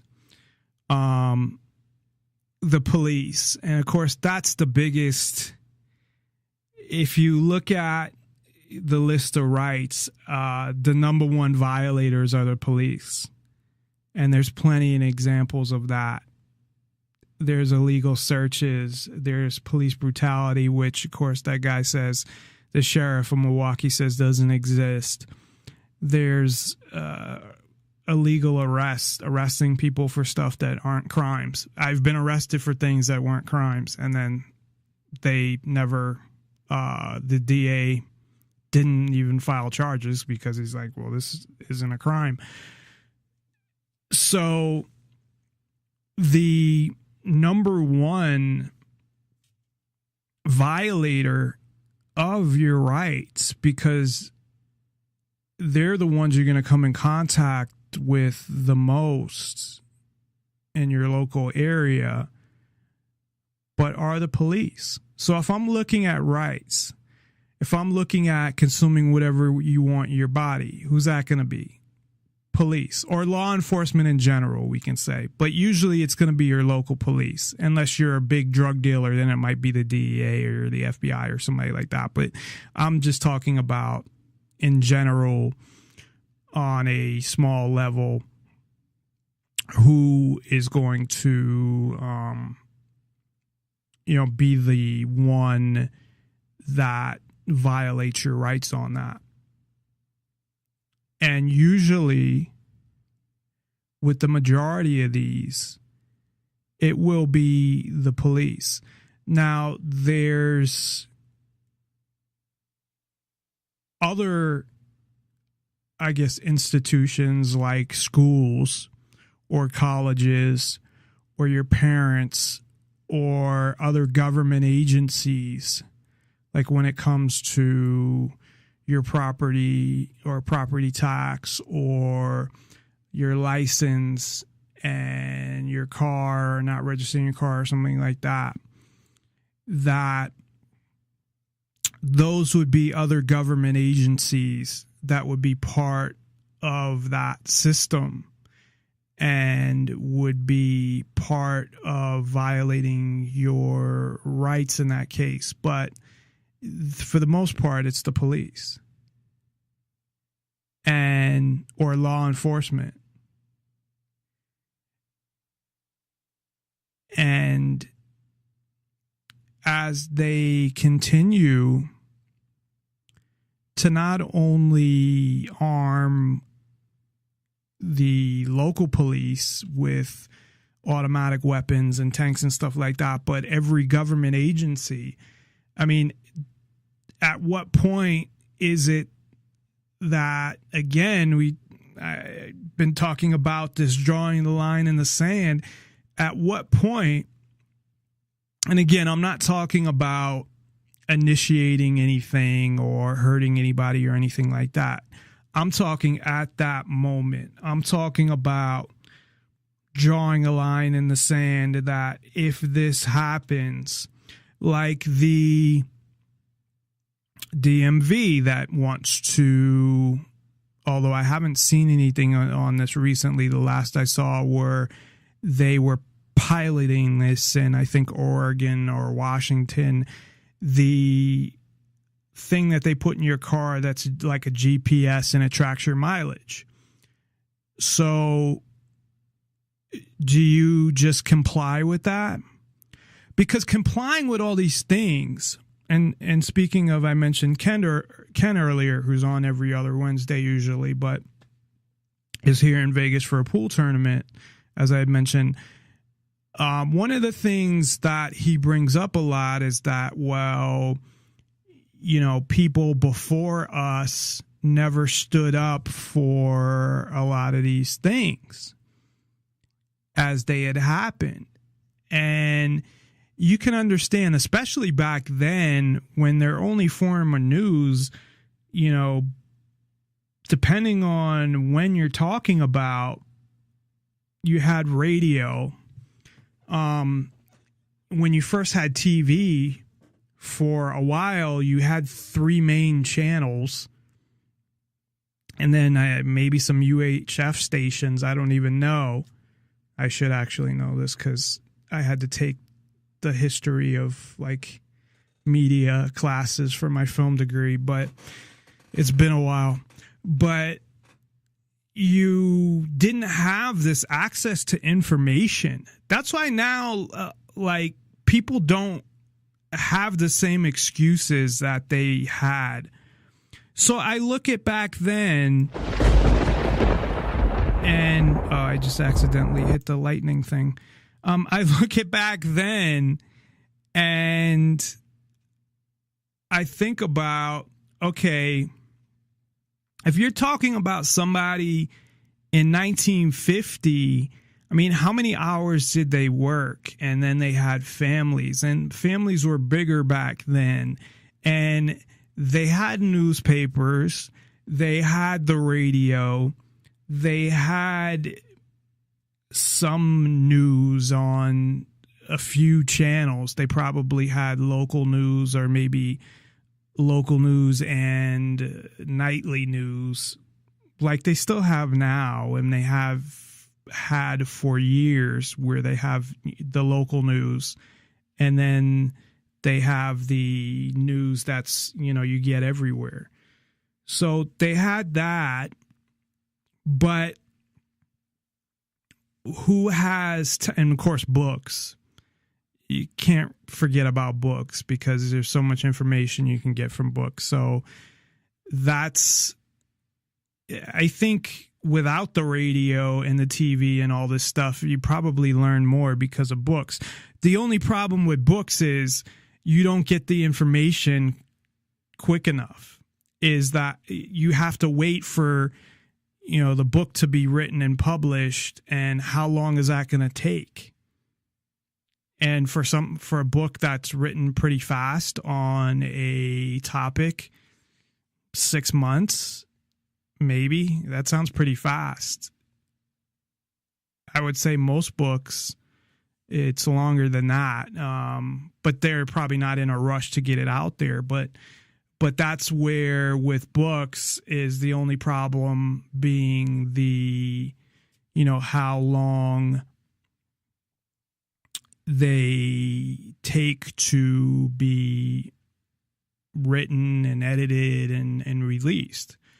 So, but that doesn't mean that you can't read books on a lot of subjects that give you the philosophical standpoint, like what I kind of try to do.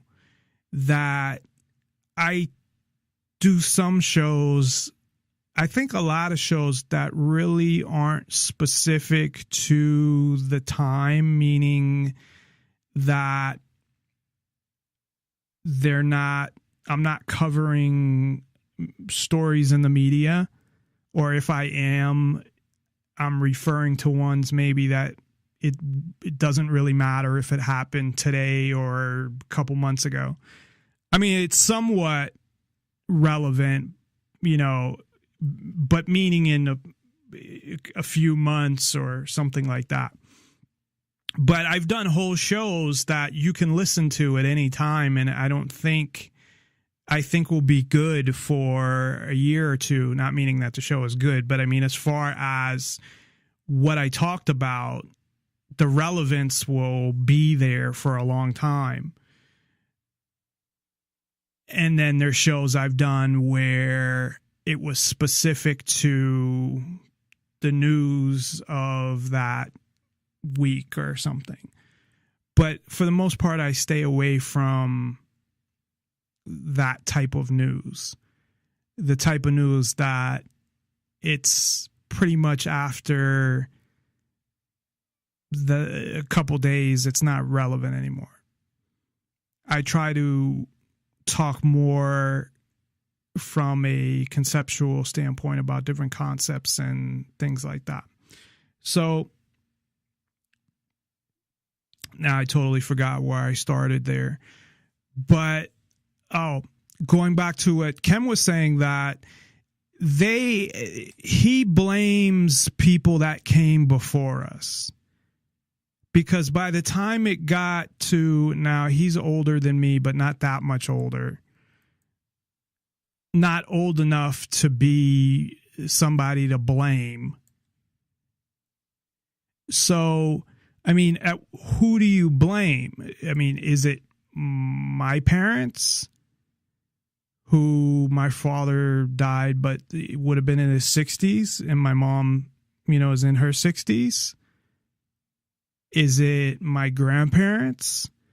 Is it both? Does it go beyond even further? Because you can look at history and find throughout history the Constitution, or never even mind the Constitution, but rights being eroded all throughout history. At the same time, you can see it going the other way with certain rights as well. Things like slavery and what happened in the 60s, which had nothing to do with government. It was people like Martin Luther King and Malcolm X and, fighting for the people's rights. But do you blame all those generations? Because at some point, it got to a point, I believe, where the system and being able to change things through the system became irrelevant. Because, first of all, from the beginning, you never had all the rights that you are by your birthright, we can put it that way, you are entitled to. The Constitution does not give you all those rights. It gives you rulers and, among other things, it gives you a fucking ridiculous justice and prison system. Well, the Constitution doesn't give you a prison system, so I take that back. But the prison system was formed, obviously, a long time ago, and that I got to do another show on the prison system, because I'm so disgusted by the prison system and how much that violates people's rights.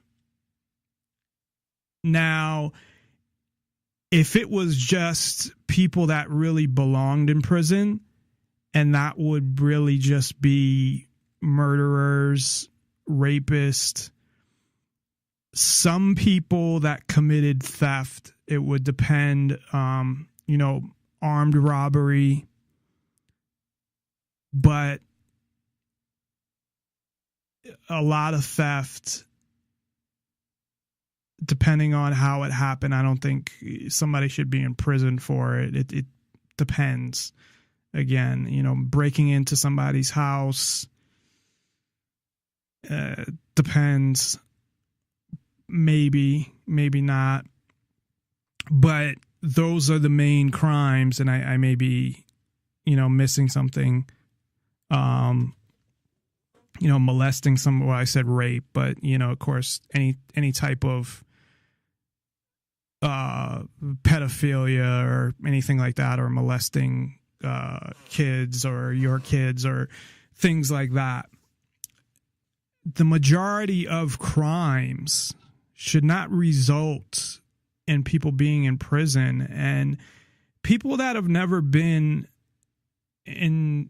I was only in jail, so I was in the Clark County Detention Center for like 2 days or 2.5 days, and that was just waiting to get bailed out. So but I'm innocent until proven guilty. Well, obviously not.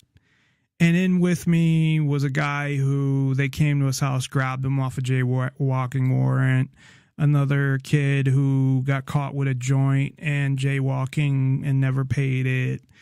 And they demean you. They dress you up in an orange suit, give you some netted underwear, treat you like you're a piece of shit, like you're a murderer. It's ridiculous. Now, they would say that they do it, well, we want to make sure that they never do whatever they did again. Well, first of all, this is before conviction. So it doesn't mean that they even did that. 2, what, that you never jaywalk again, really? Or that you never, I was arrested for obstruction of a police officer. And I didn't even do what they claim I did. I just asked why they were asking me to get out of my car. Luckily, my door was unlocked and they didn't break my window like they did with the other guy. So the same thing happened to me. I was actually in the passenger seat because I was drunk and had somebody else drive. And we were sitting on private property. I've told the story on the show before. But to have something like that happen and then be in actual jail, because most people think like, oh, you wouldn't be, and I thought too, you know, being arrested before as a juvenile, like, you know, you sit in the jail at the police station and then you get bailed out, and bail's usually low, or personal recognizances, especially for something like that. It's personal recognizances are $25. But Nevada's set up in a different way where they want, you know, it's all about money and bail bondsmen. And they want the bail bondsman to watch you. They probably set it up where it's so much money because people don't show up. It's cruel, or it's excessive bail. It's the bail is ridiculous. When I got arrested for the crimes I didn't commit, because there were 2 charges, another obstruction charge and possession of a illegal knife, which it wasn't even illegal. But they wanted to say it was, so they did, because they can do whatever they want. It's $3,000 bail. Now, luckily, I had the money, I put it on my credit card, but they got to hold on to it for a month. And I didn't want to get a bail bondsman, because then you got to check in with them every week. You got to do all this shit. It's insane. And people that haven't been in prison, or I wasn't even in prison, I was in jail. Imagine prison. You know, I've always said just having your freedom alone taken away is bad enough. Now, I'm not saying I feel bad for murderers, and I'm not talking about people who happen to, you know, they got in a fight, they pulled a knife and whatever, they killed somebody, but it wasn't their intent. Or I'm talking about, you know, somebody who goes out and rapes and murders a girl. I'm talking about like serious, hardened pieces of shit, criminals. Even them, putting them in a maximum security prison where, you know, they can't leave and they're in there for the rest of their life. Now, you could say that's not punishment enough, and I understand that, but because you also have other people that are in that same prison, you know, maybe you flag certain people and they're in a different area, but they have to be, you know, those kind of people. But of course, again, if you only put people in jail who really should be in jail, then you wouldn't have that problem anyway.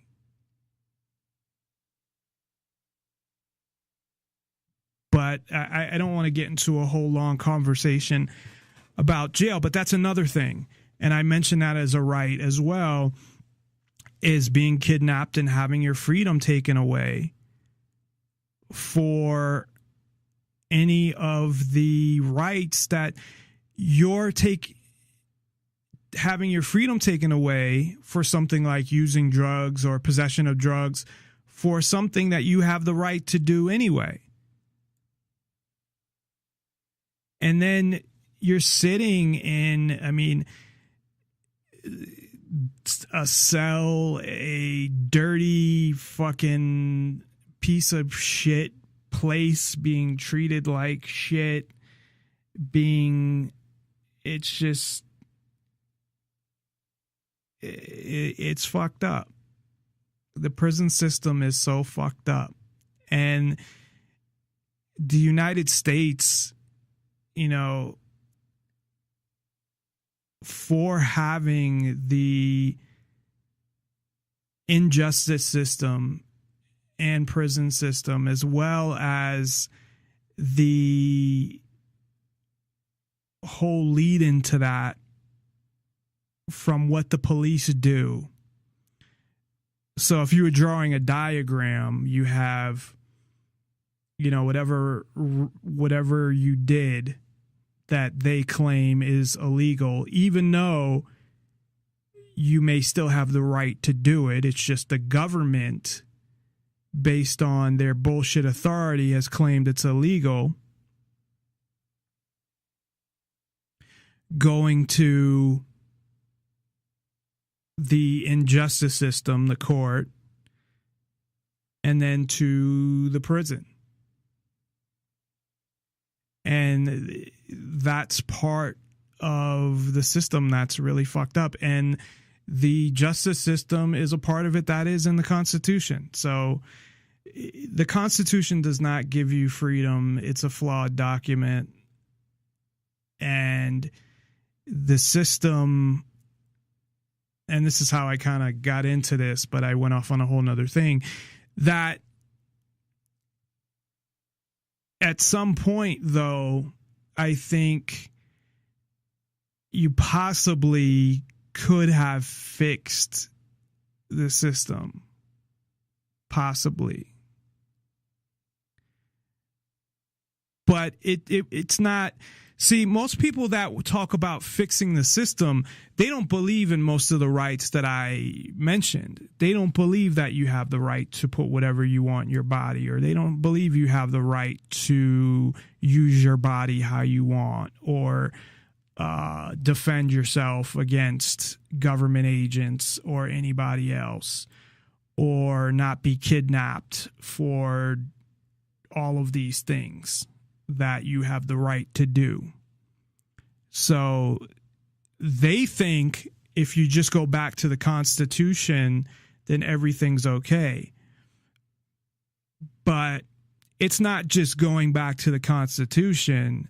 It's, if you went back, you'd have to fix a whole bunch of other things as well. And I don't think that that's possible. But as far as getting some freedom back and increasing freedom, I don't think that's possible through the system, period. Maybe on a local level, minor things. Like I said, you don't have to register your handgun in Clark County anymore. But that was a state thing. So, meaning the law went through the states that the county couldn't force people to register, that any county in Nevada can't force people to register their handguns. But beyond minor things, on a state level, I don't think you're going to see anything on a federal level. And even seeing it on a state level, I think, is unlikely, but possible at times. And it depends on the state you're in, too. Certain states, you're not going to see it. Well, it depends, because you have a state like Massachusetts that is probably going to legalize marijuana. So you could say, yeah, they're like East Germany, but they'll let you smoke marijuana because they're a progressive state.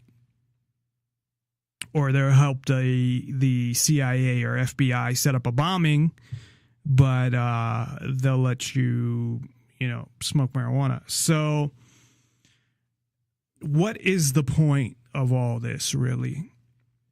Well, the point for me is, one, to communicate to people that your rights, the main point being that your rights don't come from government. Government only has any authority whatsoever because they have a bunch of men with guns. That's it. What authority do they have? Now, again, looking at the other side, they could say, well, we have the authority of the people because they vote. Okay, so let's look at that for a minute. They vote. Now, your votes are pretty much meaningless because, one, it's rigged. They're giving you the candidates already. So they're pretty much choosing all of that anyway.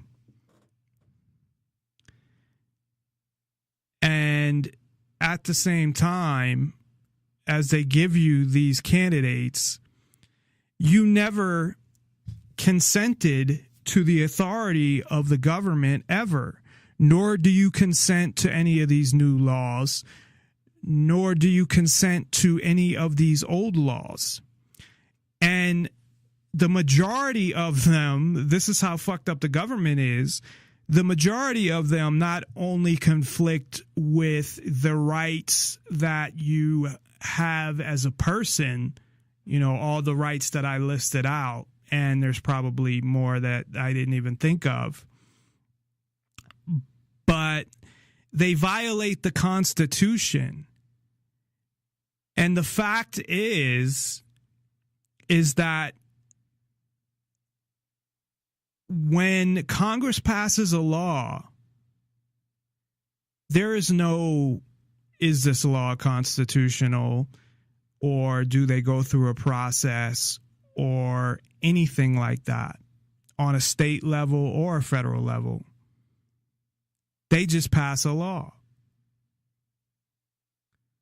And it especially on a county or city level, they really don't give a fuck what the Constitution says. They just pass an ordinance. They don't look at the fucking Constitution and say, is this law constitutional, when the, Clark County, Nevada is passing an ordinance, because they could care less. Because for that to be changed, somebody has to be affected by that law, have precedence, take it to court, and possibly take it all the way to the Supreme Court, which is going to cost them in the tens of thousands of dollars.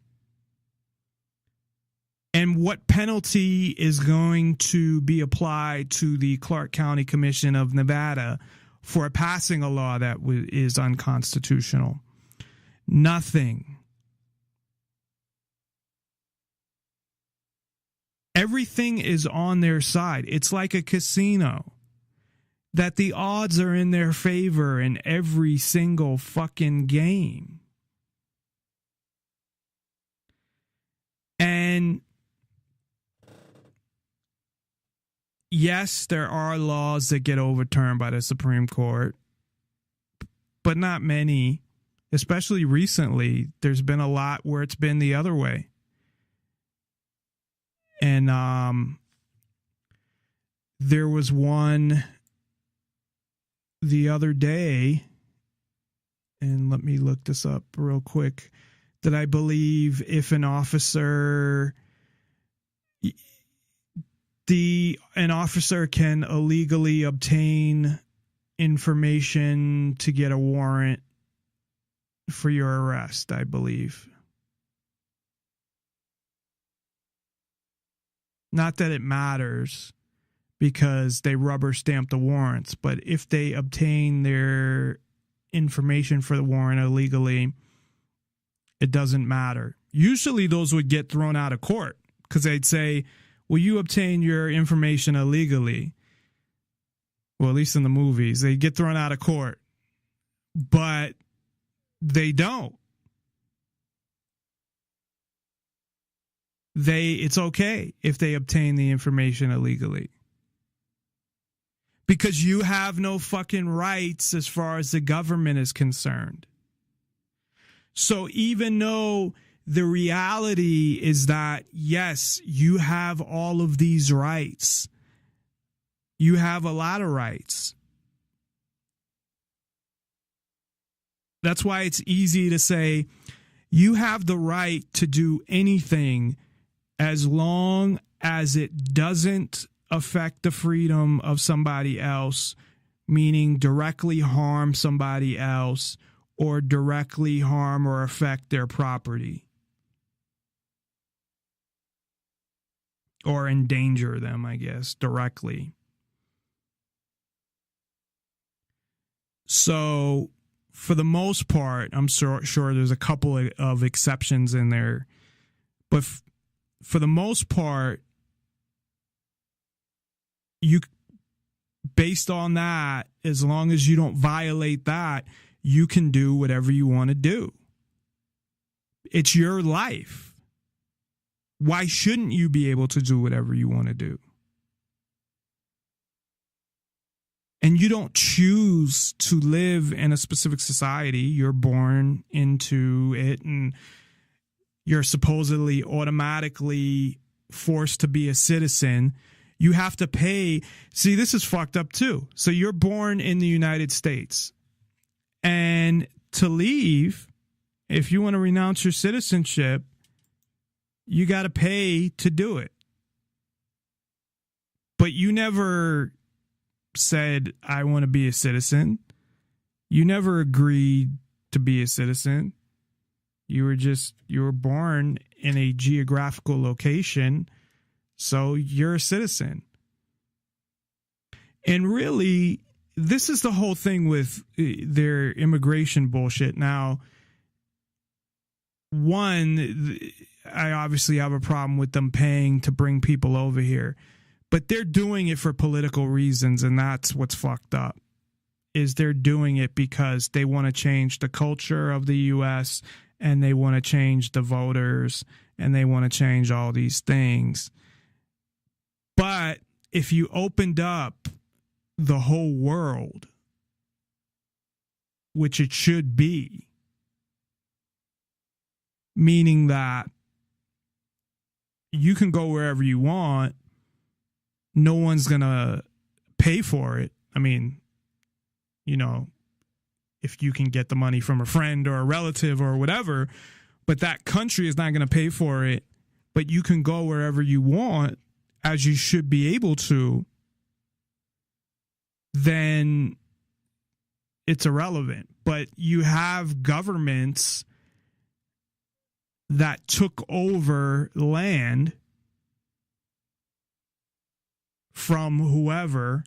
You know, there could be land that went from, you know, and there's documented historical, you know, this, well, you can look at the Philippines, for example, you know, Spain, then the U.S. had it, then I think during World War II, Japan had control of it, and now it's its own independent country. I mean, you could look at, and that's just in the past, 100 years. So you have, looking back thousands of years, land and territory that went from this country's control to this country's control to this country's control to whatever. But based off of this quote unquote authority that they claim, because they conquered somebody thousands of years ago, or maybe hundreds of years ago in the case of the U.S., and they didn't really conquer anybody. They just pushed England out. They feel that that gives them the right to push their laws on you. And people buy into it.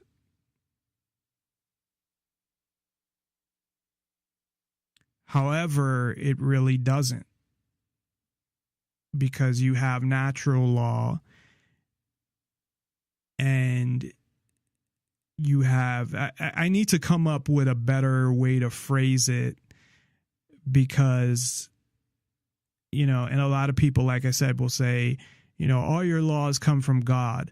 But I had mentioned that they are no different in the sense that they believe in a ruler, they believe in a leader.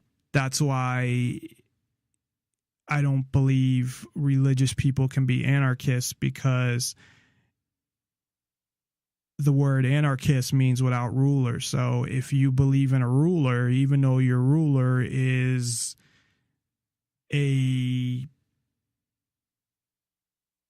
invisible person or whatever you want to refer to them as, you still obey them. And say something was to come out like some testament was discovered that said that all whatever religion that person was needs to do this. Would they start doing it then? Should obey their government? I don't know. So that's why, again, I don't believe that religion is consistent or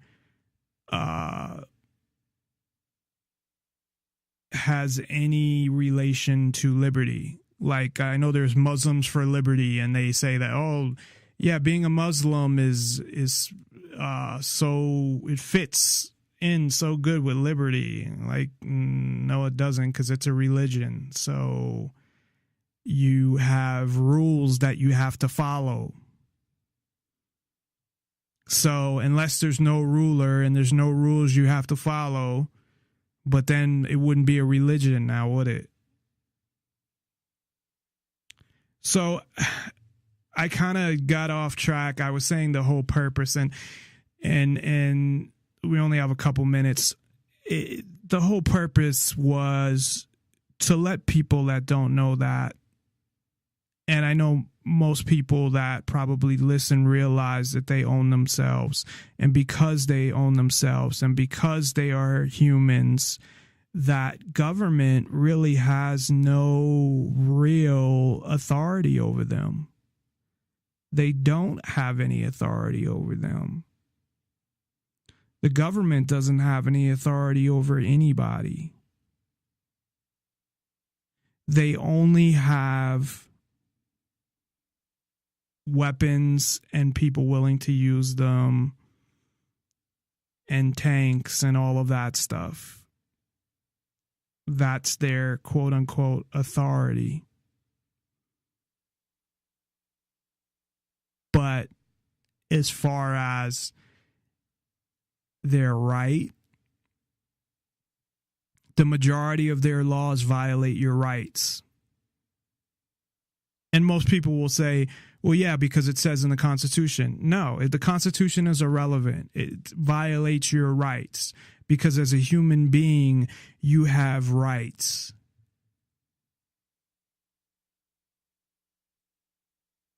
And you have the right to put what you want in your body, and you have the right to sell your body if you want to, and you have the right to defend yourself, and you have the right to possess whatever you want, and you have the right to travel freely without somebody pulling you over or threatening to break your fucking window because you won't roll it down enough to their liking. All of that is bullshit, and that is my point.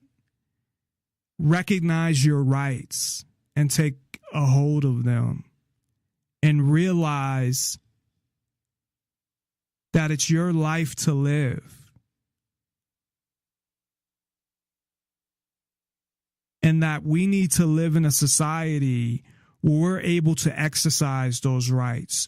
So if there's an authority that is not allowing us to exercise those rights because they're using force against us, then we need to do something about that.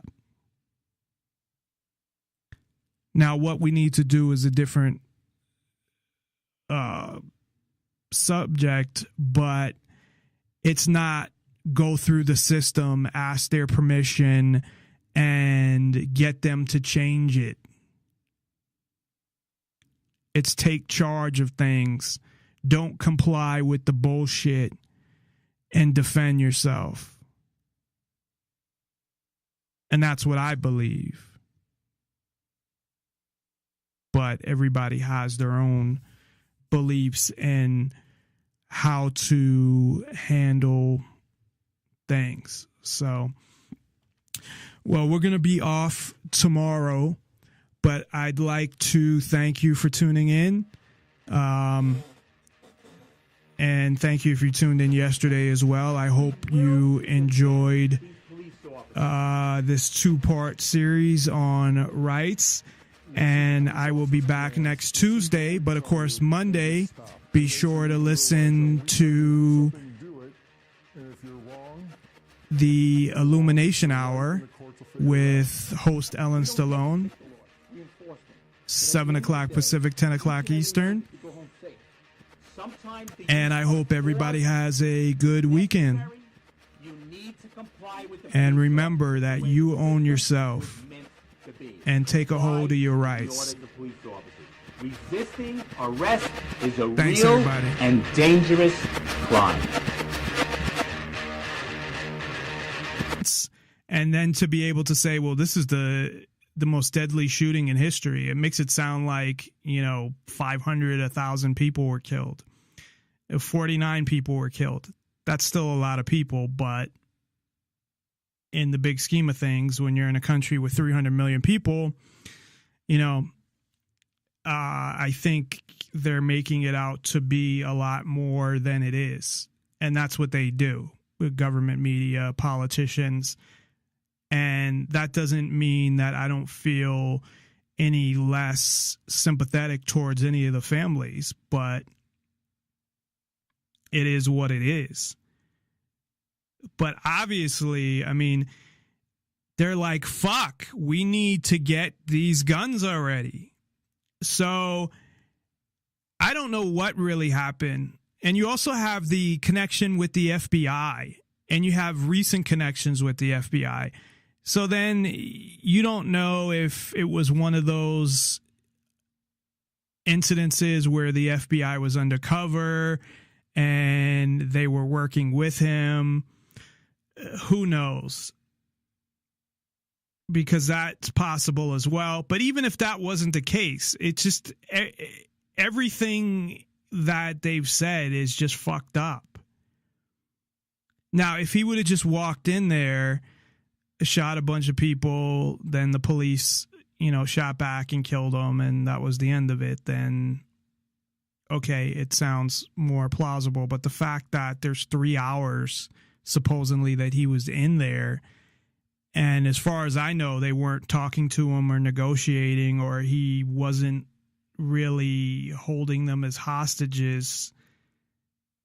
I don't know what he was doing. If you have somebody who's actively shooting people, and I brought this up before, the only way you're going to actually have a negotiation and not just go in and take somebody out is if they're not shooting people. If they're shooting people during that time, you're not going to just let them continue to kill people.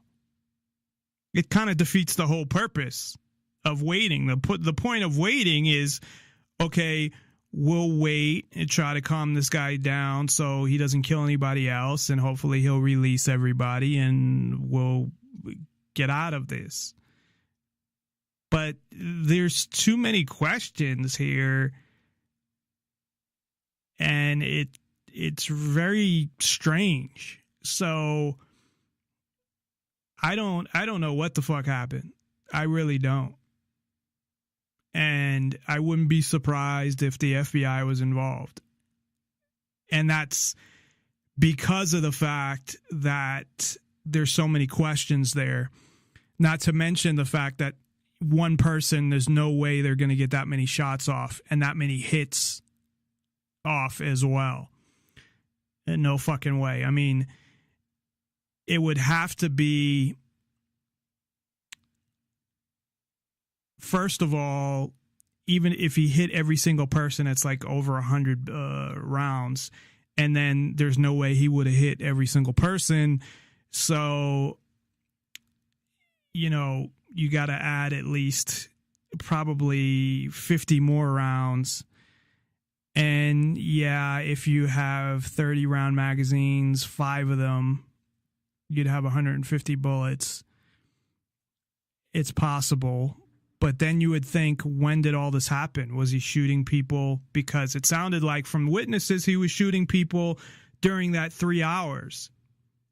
So why are they sitting there waiting? What are they fucking doing while he's in there with all these people? None of it makes fucking sense. But nobody's questioning it. It's just, this is what the police said, so this is what it is. Just like the Boston bombing, which is a bunch of bullshit. And then you have, right after, Congress on both sides. You have the Senate claiming that they were going to filibuster I don't know how long, and I don't know how long they ended up doing it. And then you have the House of Representatives now doing a sit-in. I think they're still doing it. Go fucking ahead. I don't want anything. You know, I'd rather you fuckers to do a sit-in for the rest of the fucking year. Do it forever. Do it indefinitely. Don't pass any laws. Motherfuckers. Shut down the fucking government again. How you can even shut down the government, but it really doesn't shut down the government is amazes me. When they shut down the government, but it really only shuts down like 20% of the government. It's crazy. Oh my God, a government shutdown. We can't go in the parks. I mean, it's insane. And it's frustrating. And it doesn't feel like, well, not that it doesn't feel like, but I seriously doubt the majority of people are feeling the frustration I am, because they're not even following this shit or thinking about it or whatever. So as they keep trying to go after guns, and I'm telling you right now, the only way that I will ever give up my guns is you'll have to kill me for them. And I guess if they just ban buying any new guns, then I just won't buy any new guns. I'll find other ways to get them. But as far as what I have, unless they grandfather them in, which I heard in California that they're not going to do things like that they want people to turn in their guns. So once you get rid of all the guns, you're done. Like Massachusetts, it would be so easy for our government. I mean, you saw what happened during the Boston bombing in Watertown, Massachusetts, which I had been there. They have this big mall. At least they did. At the time, it was like one of the biggest malls in the country or something. There was this period in the 90s where they went through like building malls and they were trying to outbuild each other. And I remember Massachusetts had a bunch of big malls. They started building these 3-story malls, and we go to the malls, you know, to check out the girls at the malls. And sometimes I would drink and walk up to girls and say stupid things, and nothing disrespectful. It just, you know, nothing that would that was attractive. I just like walk up to a girl and ask if she had a boyfriend, and it's like, what the fuck? That might work at a club maybe, but not at a mall. Like, of course, most of the girls said yeah, but I was just trying to be respectful. It's like, whatever, that's a whole nother story. Anyway, I have just watched, they had a libertarian town hall, if you want to call it libertarian. there is no libertarian. I don't know what libertarian means, but anymore. But based on what it really means, there are no libertarian candidates. You know, William Weld was the governor of Massachusetts, like when I graduated high school, and he's the one who passed these fucking laws that, I don't know if I've mentioned this or not yet. I might have, that if you were 1,000 feet within a school and you had drugs on you, it didn't matter whether school was in session or not, but you got a mandatory 2.5 years. Because when I was 17, I was charged with possession with intent 1,000 feet within a school it was just marijuana. I had, Jesus, between me and my friend, we had like 5 or 6 dime bags. It was barely anything. But because they were individually wrapped, there's the intent to distribute. And we were actually out of school on a Saturday night hanging out. And I got charged with the 1,000 feet within the school. Of course, that's if you're convicted, so you plead.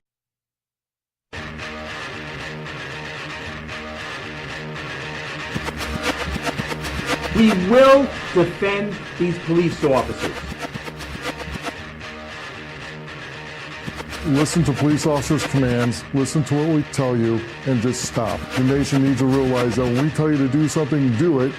And if you're wrong, you're wrong. If you're right, then the courts will figure it out. We don't get to pick the laws. We enforce them. But at the end of the day, each and every member is to go home safe. Sometimes the use of force is necessary. You need to comply with the police officer the way the system was meant to be. Comply with the orders of police officers. Resisting arrest is a real and dangerous crime. Nonpartisan Liberty for All.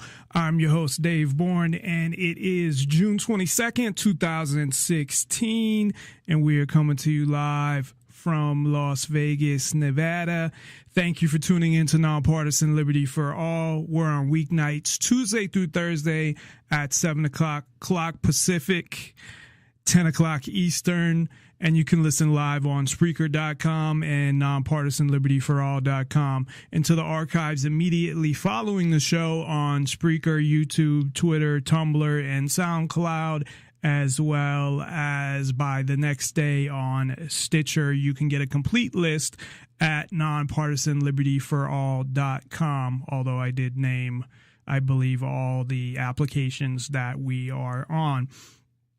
On Nonpartisan Liberty for All, we promote the ideas of true freedom and liberty and self-ownership, meaning being able to do whatever you want as long as you respect the freedom of others and don't directly interfere with their freedom. Exposing government for what it is, a mafia based on extortion that rules without consent by threat of force and violence. And we are always happy to hear from you during the show. You can reach us at 702-470-7664. That's 702-470-7664. Or you can reach us via Skype, username Nonpartisan Liberty for all one word, and send us a contact request and your name and what you want to talk about. And of course, again, check us out at nonpartisanlibertyforall.com, which has the links to our Facebook pages and other social media info, as well as all the contact information if you forget the phone number or Skype name, as well as original articles and blogs like the series I'm working on the legalization of drugs, which I'm up to part 4 so far. And this is going to be a long series because there is a lot to cover on this. And I'm currently working on part 5, as well as pictures and, other fun things. So again, check us out at nonpartisanlibertyforall.com. Usually Ken Shorgen would be joining us tonight, but Ken is actually in Las Vegas. I sometime during the weekend we'll get together with him, but I'd like to wish him luck. He's here for a pool tournament, so everybody wish him luck in his pool tournament, and hopefully he'll do well. So tonight we are going to continue our discussion from tomorrow. This is part 2 of rights violated by governments, but still your birthright and your right as a human being. So yesterday we started with, after talking about a couple other things, we started with self-ownership, which I think is the foundation of rights and freedoms, is the idea that you own yourself, that you're not owned by governments. So we talked about that. We talked about some other rights like self-defense, what you want to put in your body, traveling freely. So we're going to get back to those, but out, and you know, they drop the charge down to something else or whatever. So I probably shouldn't have said that on the radio, but I was only 17. So, but anyway, he was the one who was the fucking governor when they passed these laws. So I believe that he's the one who signed them into law as the executive, the chief executive of Massachusetts, because that's what the governor is.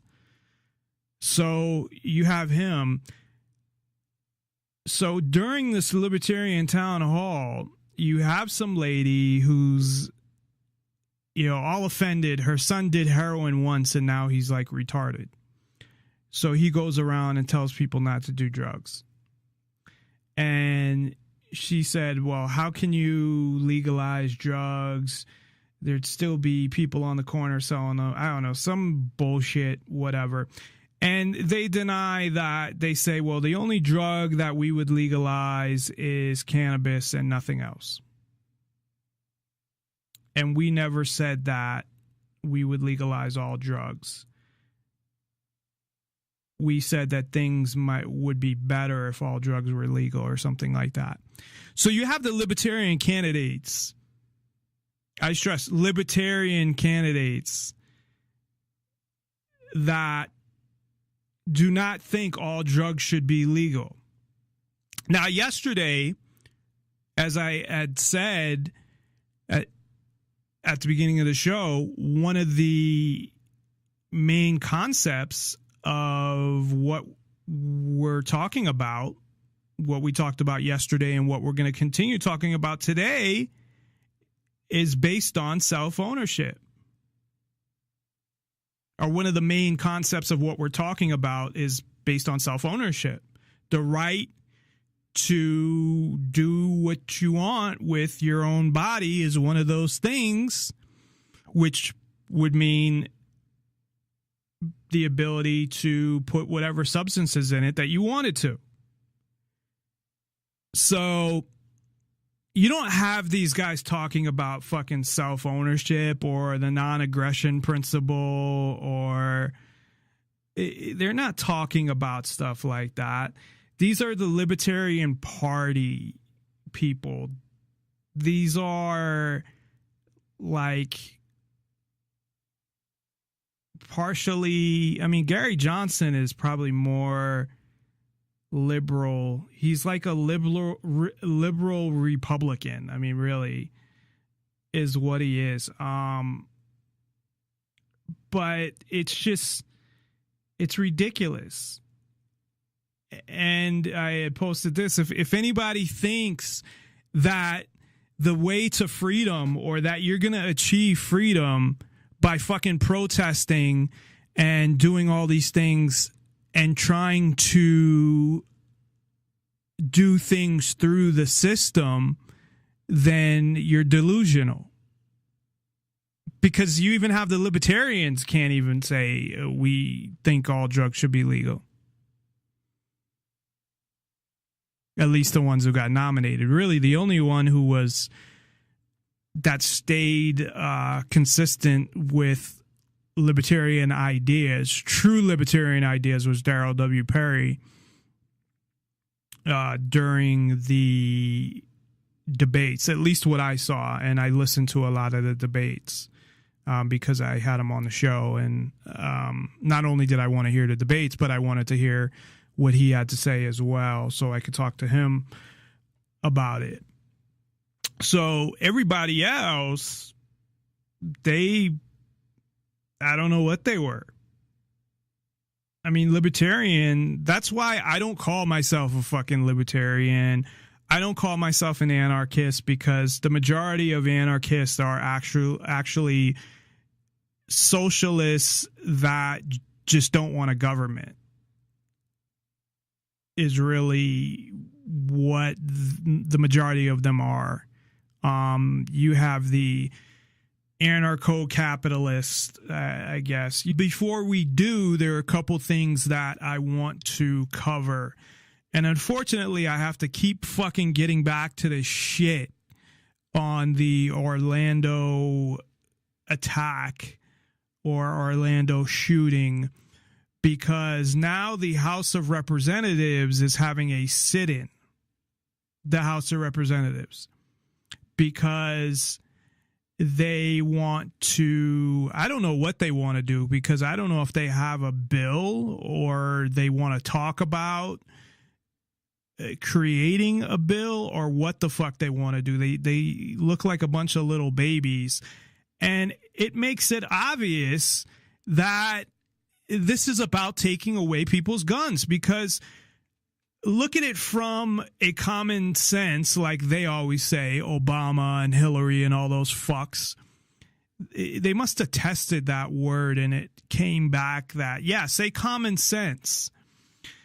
So common sense to me says, make it easier to get a gun.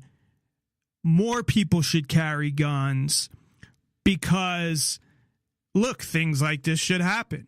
I mean, really what common sense says to me, knowing that this is bullshit and rarely happens, is sometimes when you live in a semi-free society, because we don't live in a free society, things like this happen.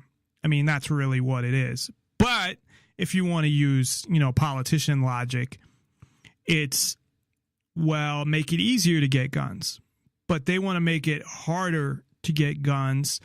And ultimately, they want to ban guns. I'll say it again. I said it yesterday, too.